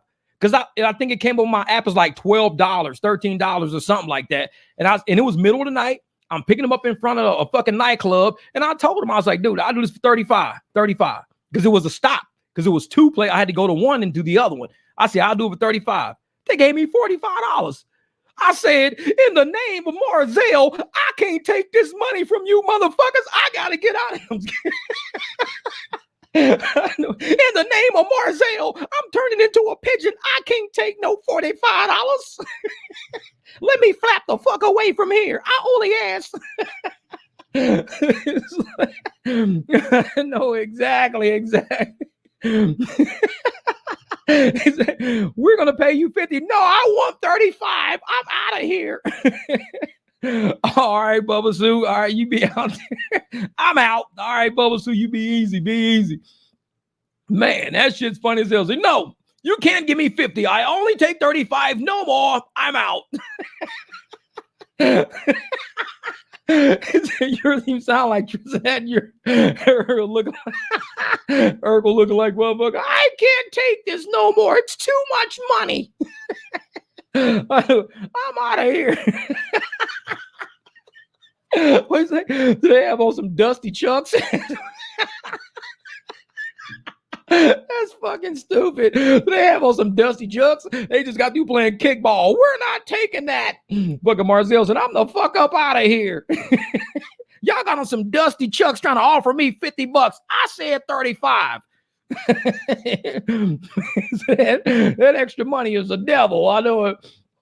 The devil is a lie, so I want that 50. Give me that 50. Pedro, start the van. Exactly. That's what it is. Start the van. We out of here. Man. That's real shit. But we was just saying that it happens all the time, man. And it's all based on your energy. Is what you give when you pull up and you letting people know right off the bat, listen, I really want to do this ride. I'm going to help you guys out. I'm going to get you guys there. But they're only paying me like $12 for this ride. Normally I do this for like $20. We don't know what's going on with the apps. Like they're really underpaying 20. They're giving you 12. They charge us 26 for this. For real? Yeah, we'll give you 20. Okay, cool. If fuck around, give you 30. And you be like, damn it, they done gave me $30. I only asked for 20. These motherfuckers, I got to throw $10 out the window. Now what? I'm littering. I'm throwing money out the car. Motherfucker driving out. You see all these Uber drivers throwing money out the car. They're paying us too much. This shit's crazy. Uber driver littering cash again on I-35. Fuck this shit. It's too much money. It's like, what are these Uber drivers doing? People are paying them too much. They're throwing money out. I know. That's funny shit. I can't remember trying to wake up Tristan wants to work like a pigeon. Hey, I got a challenge. And I told people how many times one of my live streams, I even said that. I said, my challenge to everybody, my challenge was just to do like one conversion a day. It could be something small. You know, they're paying you 10. Be like, you know what? I'll do it for 15, 20. Just something small. It ain't got to be nothing major like from city to city. What up, Mookie? It ain't got to be from city to city. Just do something small. Challenge yourself to say, you know what? I know this ride costs way more than this because I'm seeing what's out there. Instead of 15, I'm going to ask for 25. It's just challenge yourself to make more money. That's it. You don't got to be out there driving, 50, 60 rides to make this money. You could do this shit in 20. Imagine if you did 20 rides and most of them paid you $30 to $40. That's between $600 and $800. $600 and $800 on 20 rides. Tell me you can't do 20 rides in one day. If you did 20 rides in one day, that's less than 2 an hour. If you got 12 hours to do this shit, 12 hours, that's less than 2 rides an hour. And if you do 20 to 30 of those, that's 400 to 600 in one day. The apps are not paying you like that. You got to pay you like that. Say, what up, Melly Mel? 30. No, I want a crusty dusty from 7-Eleven and that Uber Pro point. I need to make this challenge. I need them Uber Pro points. Shit. Popular in North Cleveland. All right, Brutus, there you go. They the South Goodman Road and Airways. But just sometimes you got to sit there and you got to think about how can I structure my day to maximize how much money I can make. You're not going to get every conversion. You're not. Oh yeah. Know what I'm talking about, Jeff? You lived in Memphis before. Yeah, but I was up in Frazier, South Memphis, Whitehaven. I lived all over. But if you can structure your day sometimes just to say, I only want to convert 3, but each of the 3 got to be $15 rides, and I'm going to turn to 25 and 30. That's it. So out of 3 rides, you're going to make $90 because you're going to convert them. In those 3 rides, you would have made between $40, $45. You're going to make at least 90 if you convert those 3. And each one of them is going to probably take you less than, because if they're giving you, let's say, $15, then that's probably about 11, 12 miles. So if you do 3 of those, you're going to get almost $100 to go like 36 miles. You're getting almost $100 to go 36 miles. 36 miles is not, that's like a gallon of gas. So you're getting almost $90 for 1 gallon of gas in your whole car. You're structuring your day. You cherry picking. You saying, this is what I want. I want a $15 ride to come through. I want to offer a $25 conversion. Hopefully they give me 30. Just hope for the 30. They might give you 50. No telling. But you're saying, I'm going to do the 25, man. Yep. Either cancel, convert, or walk. That's it, man. That's it. See, I cut her a break and she was still being cheap. Yeah, man. They do that. But it's 3. I paid $3 less. I paid $3 less. It's like, so you wasn't going to give me a tip? Nah, I didn't plan on it. Well, I didn't plan on taking you. Get the fuck up out. See you. Dusty Chucks. That's what we're gonna start calling them. Hey, so we're gonna start calling them Dusty Chucks. You gotta go. Dust them chucks off, motherfucker. It's time to walk. I know. So Obi Love is like, what? She gonna say, hey, I picked up a dusty chuck yesterday. That thumbnail though, nice. Just saw it. Yeah. Thank you. I know it. And that's what it is though. You got to tell people, hey, if you wearing them dusty chucks, dust them chucks off. You don't want to do this conversion? Shit. Yeah, you need to say that shit. As soon as the motherfucker say, nah, I think I just want to leave it on the app. Be like, forget me about it. Are you happen to be wearing some Chuck Taylors? No. Why? Because you need to dust them chucks off and get the walk and get the fuck up out of my car. I'm not wearing Chuck Taylors though. I told you no. I don't give a shit. You should have had a pair on. Get out, dusty ass Chucks. I'm not wearing Chucks. Get out. You argue back and forth. Maybe you driving up there like, I'm not wearing Chucks. They yelling at you and shit down the street. Motherfuckers are like, damn, what the fuck is wrong with them? Hey, I don't know, man. It's something about some Chuck Taylors, some dusty Chucks. I don't know. But she's not even wearing Chucks. Like, well, you probably should have. Oh, yeah, Brian. Yep, we saw that. And I'm going to tell you why. The reason why I think they're moving that counter from 200 to 100, this is why I'm going to tell you that. Because what they want to do, I think they're doing something that's going to rely on AR and conversion as far as on the back end. They're either doing something with the tiers, like making it harder to stay on certain tiers, or they're going to say, if your AR or cancels get to this point, then we're going to do X to you or whatever. Because out of 200 rides, you cancel some rides, it's not really going to affect it. But out of 100, that whole bubble of cancels that we're going through right now while we're conversion, at some point, that bubble is going to have to drop off. They wanted to drop off real fast. So they're going to probably do something with the rates, have this whole bubble of cancels that we're going through right now drop off. Instead of in 200 rides, it dropping off, it's going to drop off after the next few rides drop off. And now they're going to say, okay, now all of our drivers look like they're taking rates. If they say drivers are taking rides, that means investors will be like, oh, so if there are more rides out there, demand is better, pay us this and that, we should invest in Uber now. It's all about tricking the investors. Just like saying we're going to buy back 7 billion shares. It's all about tricking the investors. That's all it's about. So they want to move this bubble of cancels out the fucking way to get people to think that demand is higher. Look at all these rides we got taken right now. Look at all these acceptance things we got. We got all this going on. Investors will be like, ooh, that looks good. Looks good. Okay, we'll give you the 4 million investment, the 20 million investment. We'll give it to you. It looks good. It's moving numbers. They're finagling shit. And exactly. This is a game of chess. People think they playing bingo. Bam. I'm glad I looked down and saw that, because that's exactly what I think. It's something bigger going on than them just messing with these little ratios. It's about money, and it's about them acquiring more money.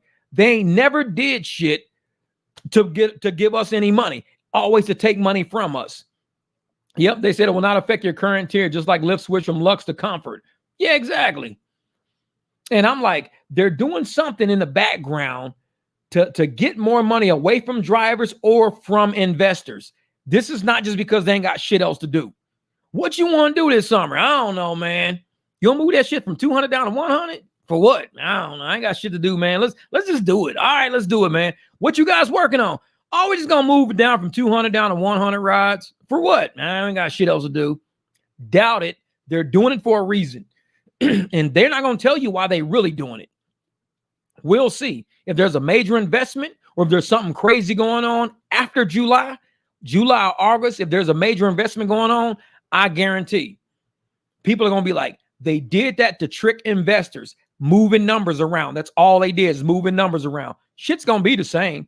They just don't want people to see how much shit we're really canceling. They want to be sure to say, hey, we want to make sure we want our rides look like we're getting a lot of rides.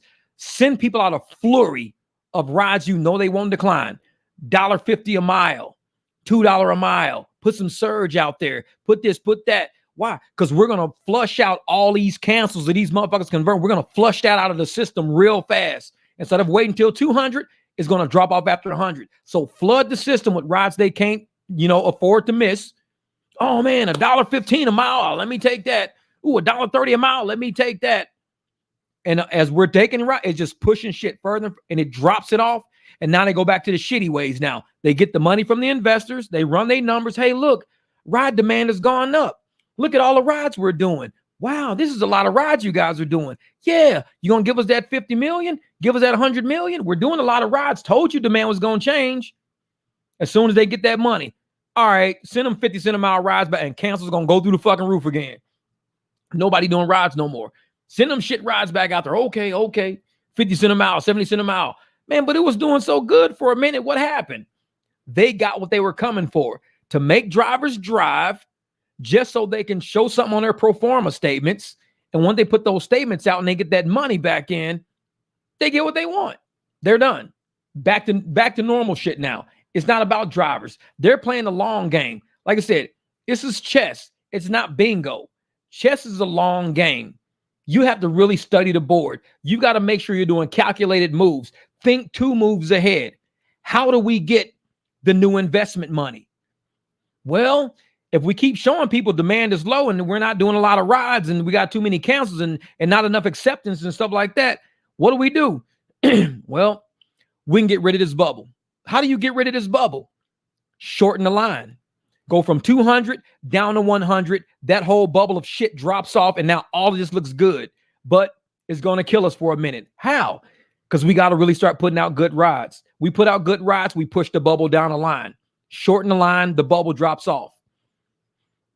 I'm not going to stop fucking converting rides. I'm not. Because I know no transparency and all that. Oh, yeah, the Dungeons and Dragons. Yeah, yep. And I'm telling you, Bluto, it's a bigger game than just feeling like, I just want to see what the numbers will look like after. No, there's something bigger. There's money on the line, and they need drivers to drive just so they can get that money. Man, thank you, Madman. He's back in the house. And we just got to understand, think like a chess player. Think, why would they be doing this to mess and finagle with our ARs and cancels, but making it happen in July? Now, ain't July is when they're supposed to do this shit in Minneapolis? You said Maine. Do you think Minneapolis or is it Maine? Brian, you said, I think we're saying Minneapolis together at the same time. So, is they right? You have to get that money still look lopsided compared to the mouse you're driving here in Memphis. Yeah, exactly. Now, yeah, typo, yet the money still sucks compared to the miles you want to get. Yeah, exactly. Now, and that's what I think they're doing. Because I think once and that Minnesota shit hits, it's going to drop because I think it starts July the 1st. It's crazy how July the 1st is when the money changes for Minnesota. And exactly 7 days later, 1 week later, they got the new cancellation shit goes into effect. The reason why I think they want to do that because they want to trap what they did in Minnesota, how is it going to affect how many rides people accept, how many rides people cancel? How is it going to affect that, but at a fast rate? We can't wait till 200 rides. We can't wait. We got to get this investment money in. We can't wait. We need that investment money. Okay, so what do? Shorten the line. 200 down to 100, shorten the line. Let's get this investment money. Let's see what they're doing up in Minnesota. If they're going to be accepting rides, declining rides, how does it change the books?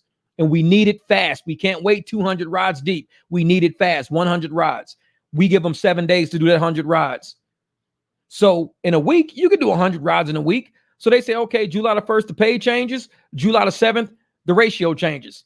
That gives us 1 week to see how they do from July the 1st to July the 8th with the shitty way to do it, and then how they do after July the 8th. We're going to see how many rides they start taking after that. And the investors see this, and investors go, so demand is changing because the money changed and the pricing changed and the fares change. Okay, everything's going up now. We're going to give you the investment money because we're still in the pool. They're changing all of our shit. We're still in the pool. So we got to sit there and continue with what we're doing to fight these apps to let these people know these prices don't make sense. The only way these prices are going to make sense is if Uber and Lyft decide to change the pricing structure, change the monies per miles. Okay.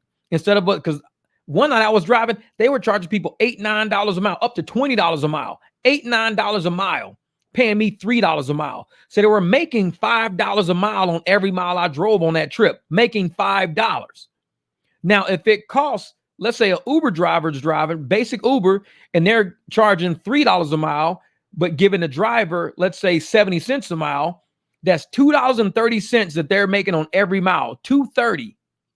On my car, they're making $5, which is twice as much as what they're making on the base driver. The base driver, they're only making $2.30 on them. On me, they're making $5 for every mile I drive. So they're fucking up the upper tiers way worse than they're fucking with the lower tiers. Trust me when I tell you, if you're not converting on upper tiers, you're getting your ass handed to you. You're not making no fucking money. Just like we showed the Uber Black shit. If they're charging 106 and everybody's like, man, you don't get like $40, $50, $60 out of that. They're eating drivers up. They're eating drivers on these upper tiers up because they know the people got that money. Pay $200 for a ride. What did the driver get? $97. So $103 goes to the apps. They're eating on these people's ass on the upper tiers. Yep. So that's it. That Uber Eats right there. Uber Eats. And what I'm thinking is like this.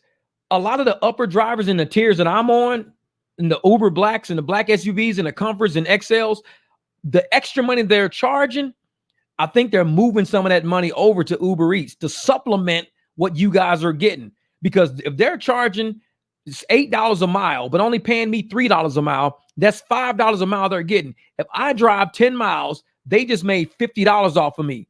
$50, where I end up making like $30 to go 10 miles. And I'm like, ooh, I went 10 miles, $30. Woo, $3 a mile. Woo. But not saying that they just charged this person $80. So they just got $50. It didn't cost them that much for me to drive that far. It maybe cost them a total of maybe, let's say, $6. So they got $44 of profit. Out of that $44 of profit, they're feeding other shit. Upper drivers are getting their ass handed to them. That's why I said in my video, if they're going to charge me like this, as long as they pay me right, they can pay me, $3, $4, $5 a mile. That's cool. But they can charge these people up the ass as long as they trickle that money to the lower tiers. If the lower tiers are not getting the money that they're overcharging on me, then I feel like shit. Because the upper tiers, they have to get bonuses to make it. You got to get surge. We have to pay lower tiers surge. Have to. There's no way you can drive on base fare on lower tiers.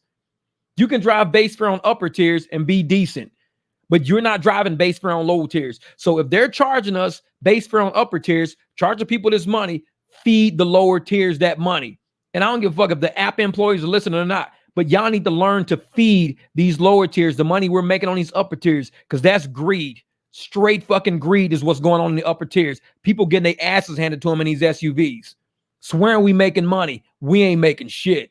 Upper tiers are getting $3, $4 a mile, but they're charging people, like I said, I got shit in my phone showing them charging up to $20 a mile. So if they're paying me $6 a mile and they're charging somebody $20 a mile, that's $14 they're making for every mile I drive. $14 they're making on my back. They're making it. I hope they feeding the lower tiers with that shit. That's all I'm saying. Because that shit would, man. Yeah, don't feel like shit, make your money. Nah, man, but that's the thing. I don't mind going out here and driving, and doing, 2-3 mile trips, and they're giving me $5 a mile. So I'm like, okay, if you're giving me $15, $20 and I only went like a couple of miles, cool, no problem. But if they're using that money for corporate bonuses and shit like that, and they're not feeding other drivers, and they know that all drivers, we're out here taking care of each other, doing what we can to take care of each other, I'm going to start converting rides. But see, that's the thing. I know when I convert a ride, it doesn't go back into the pool of Uber or Lyft. It doesn't go back into that pool. But what it does do is it pulls off a client, and it shows them how easy it is to be with a driver that knows what he's doing, takes care of everybody, makes money the right way. And they're more apt to find another driver who says, hey, you know what? And they be like, you know what? Just like the girl told me when the guys were like, no Venmo, only cash, no Venmo. So everybody's used to people trying to get cash out of them. But if I do a transaction and then you come behind me to do a transaction, they say, you know what? We already know you're probably making about $13. Tell you what, we'll give you $30 for this ride, cash. Damn, I ain't even got to sell them. I already know the deal. I know you guys aren't getting the money. They charge me $34. I'll give you $30. All right, bet. Let's do it. You got a card? You got something on you? I can pay you Cash App. Cool. That's what it is, man. And we gotta learn how to do that. Learn how to make drivers comfortable or riders comfortable with who we are as a team of drivers nationwide, damn near worldwide. Make them feel comfortable with saying, well, I know if Uber trusts you, if Uber did a background check on you, you must be legit. Uber did a background check on you. You're on the app because you showed up. So you legit. You got a background check. Yeah. Let's do this shit. Let me Cash App you. Cool. Let's do this. Let me Venmo you. Cool. So that shows the link. So you ain't got to fucking feel like shit's going to happen. We already linked by Cash App and Venmo. I'm the last person you Venmo, last person you Cash App. Our phones are GPS locked in together. So you ain't got shit to worry about. They are watching us. They are spying on us. You ain't got nothing to worry about. I'm getting you to your destination. I don't kidnap people because I have a hard time buying dog food. I can't buy dog food and people food at the same fucking time. I buy enough for me. I can't kidnap you, and now I got to feed all these fucking people I just kidnapped. My dogs, they're expensive. They got treats, dog food, fucking leashes and shit, and now I got to fucking feed kidnap people? Fuck that. I can't do it. So I don't kidnap people because it's too expensive. It's a very expensive career. It's like, man.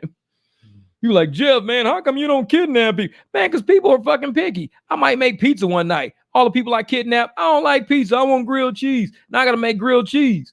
So it's like, okay, I kidnap people. I want some cheeseburgers. Now I got to fucking feed this motherfucker cheeseburgers. It's like, dude, I can't afford to fucking feed kidnap people. So I don't kidnap people. The shit's an expensive career field. So I'm just driving my car. I'll drop you the fuck off and you eat where you are. You're not going to kidnap me?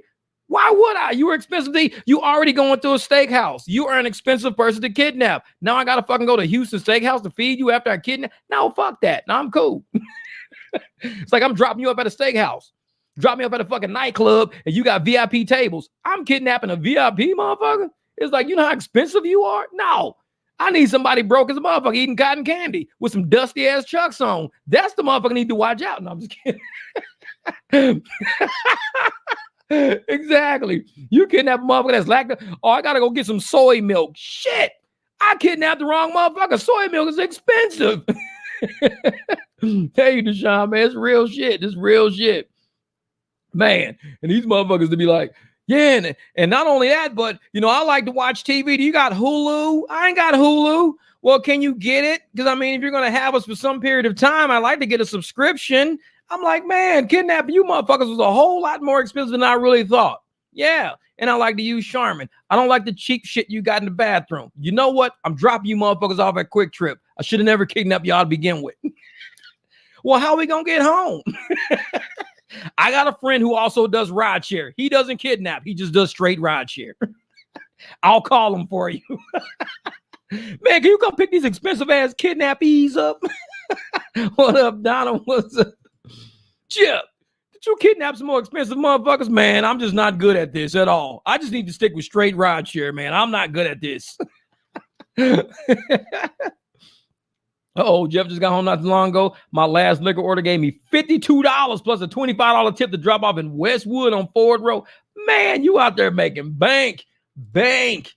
That's $77 to drop off some alcohol.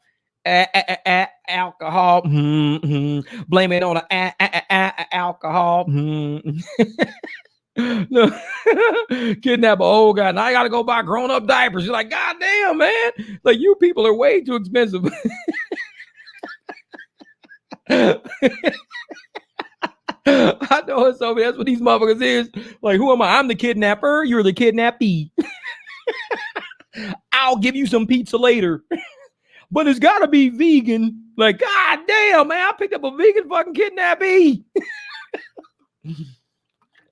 I can never get this shit right. And I don't have sugar, so I need something that's sugar-free. It's like, God damn. I'm not good at this kidnapping shit at all. How do you motherfuckers get the easy ones?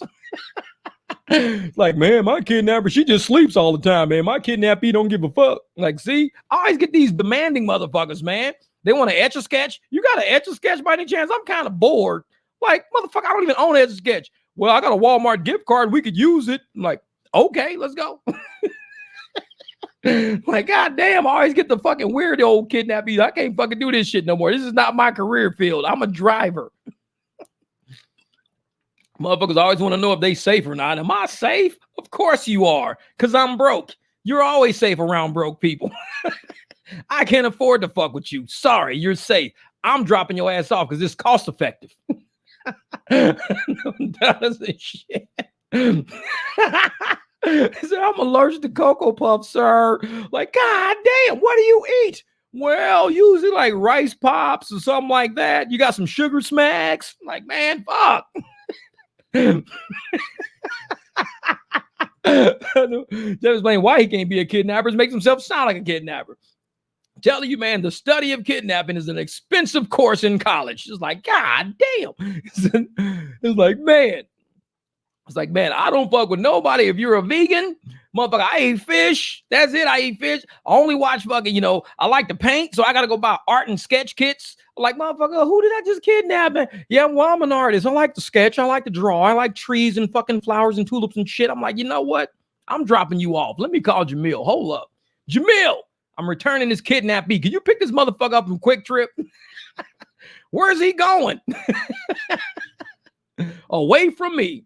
I want to burn bologna sandwich on square bread. Motherfucker, you don't eat that. You get on hamburger buns around here. I'll give you some bologna on hamburger buns because bologna is circle. Hamburger buns is circle. You cannot eat bologna on square bread. The edges hang the fuck over and you bite air and mayonnaise. That's all you're eating is air and mayonnaise. You cannot have bologna on a fucking square bread. Do you want to eat air and mayonnaise? No. Then I'm going to put it on a hamburger bun and I'm going to put some lettuce in there for you. I might put a tomato, some pickles and shit. This is real bologna sandwich. This is like gourmet fucking bologna sandwiches. Not that normal shit you get in the hood. This is gourmet bologna. Sesame seed buns, 3 fuck pieces of bologna, cheese in the middle, motherfucking lettuce in there, some pickles in there. You're going to eat this shit. You're going to swear you got it from Houston Steakhouse. What are we eating?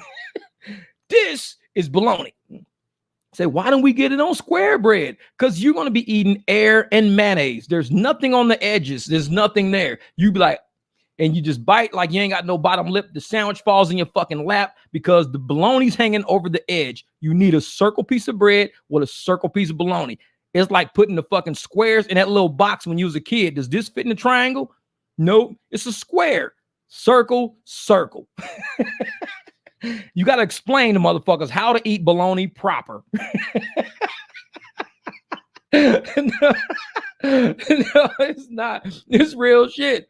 When I be out fucking shopping, it's like, dude, I got to get everything. You get a hot dog and a hot dog bun. You don't put hot dogs on square bread. You need a hot dog, but they make it for that. Shit that's long, get long bread. Shit that's circle, get circle bread. What does square bread get? You get some square ham. They have ham that's square. You could buy that. But other than that, you can't really do much with square. You can make peanut butter and bologna sandwich. You can make a cheese sandwich, grilled cheese, because it's square bread. Cheese is square. But once you add a piece of bologna on that, you just fucked it all up. You're going to eat air and it hangs off the edges. So now you got to get a knife or a pair of scissors and cut that shit on the side. Your dogs eat the scraps. Cut that shit right on. It'll fall in the floor. Dogs eat it. Now you have a square piece of bologna where it's more like an octagon because it's still going to be like straight side curve, straight side curve. It's like you eating a fucking stop sign with cheese on it. Look at Alex. My brother Alex was good. He said, what the hell did I just turn on? We're explaining how to eat square bread, circle bread, long bread. Pigeon hot dog special. Exactly. This is the part of Driver's Corner where you go out and learn how to make your kids lunch. Motherfucker short bed lunch. I think I was like, who pack your lunch? My dad, he heard it on the internet. Was he watching TikTok? That shit don't look right. No, he was watching some mic drop BBQ. Oh, that motherfucker. You was letting your dad teach that motherfucker how to make a sandwich? Bruh, he needs to be on TikTok with that shit. That's not YouTube is education. TikTok is fucked up. That sounds look fucked up. Tell your dad to stay off of TikTok, man. He got it off of YouTube. So all this food talk making me hungry. I know we over here. Is that culinary geometry?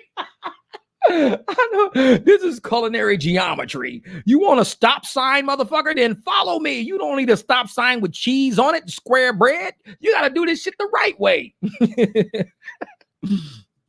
Motherfucker, hey, you gonna be in the kitchen making a sandwich? Wife be in the back like, what the fuck is taking you so long, man? You've been in there for 10 minutes making one sandwich. Wait a minute.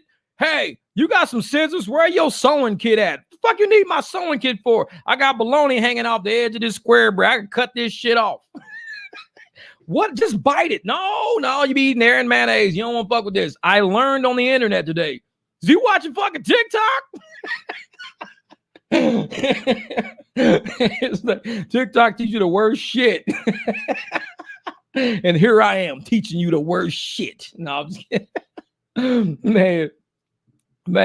What time is it? Oh, we almost at 3 hours, man. We're going to have to end this shit. Jeff, I had some dude tell me his job sent him home because he was high on meth. I asked him if he had a blade. He gave me his Milwaukee knife. At the end, he got out scared and said, please don't kill me. Wait, he gave you his knife, and then when you got out, he said, please don't kill me. When he got out the car at the end, man, that's funny shit. He was high on meth. That motherfucker was really high on meth. See, you should say, motherfucker, I'm not trying to make you no killie or no kidnappee. I don't want you around me. Take you and your knifey. Get the fuck away from me. Yeah, that's nuts, man. Well, you said that Milwaukee's best. That's why they got that beer saying it. Milwaukee's best. You should have gave him a fucking beer. Hey, bro, you're one of Milwaukee's best. Here's a beer. Funny shit. This is bars like a motherfucker. Man. Y'all killing me tonight. But hey, I appreciate you guys rock with me on this live stream. Y'all know how we got to end it. We always got to end it with a good time. And hopefully, everybody out there got a little bit of insight on how to actually engage with a cash ride. If it's something that you choose to do, at some point, you got to start. Trust me, because the way the apps are going, the way Darren and all these guys are talking, they are going to make sure drivers are paid less and less and less and less. So, since my grandma drank Milwaukee's best, hell no.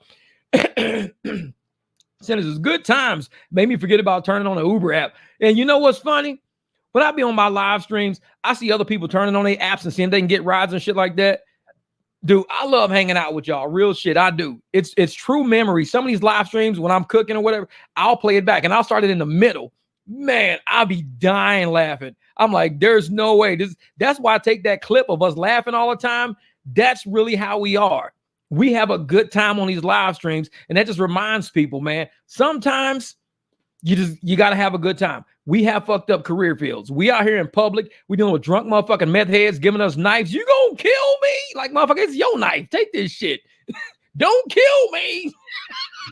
It's like, what the fuck? No, you just trying to he's trying to rob me, man. I'm giving you your fucking knife back. Don't stab me, man. Don't, motherfucker, take your knife. Quit playing with me.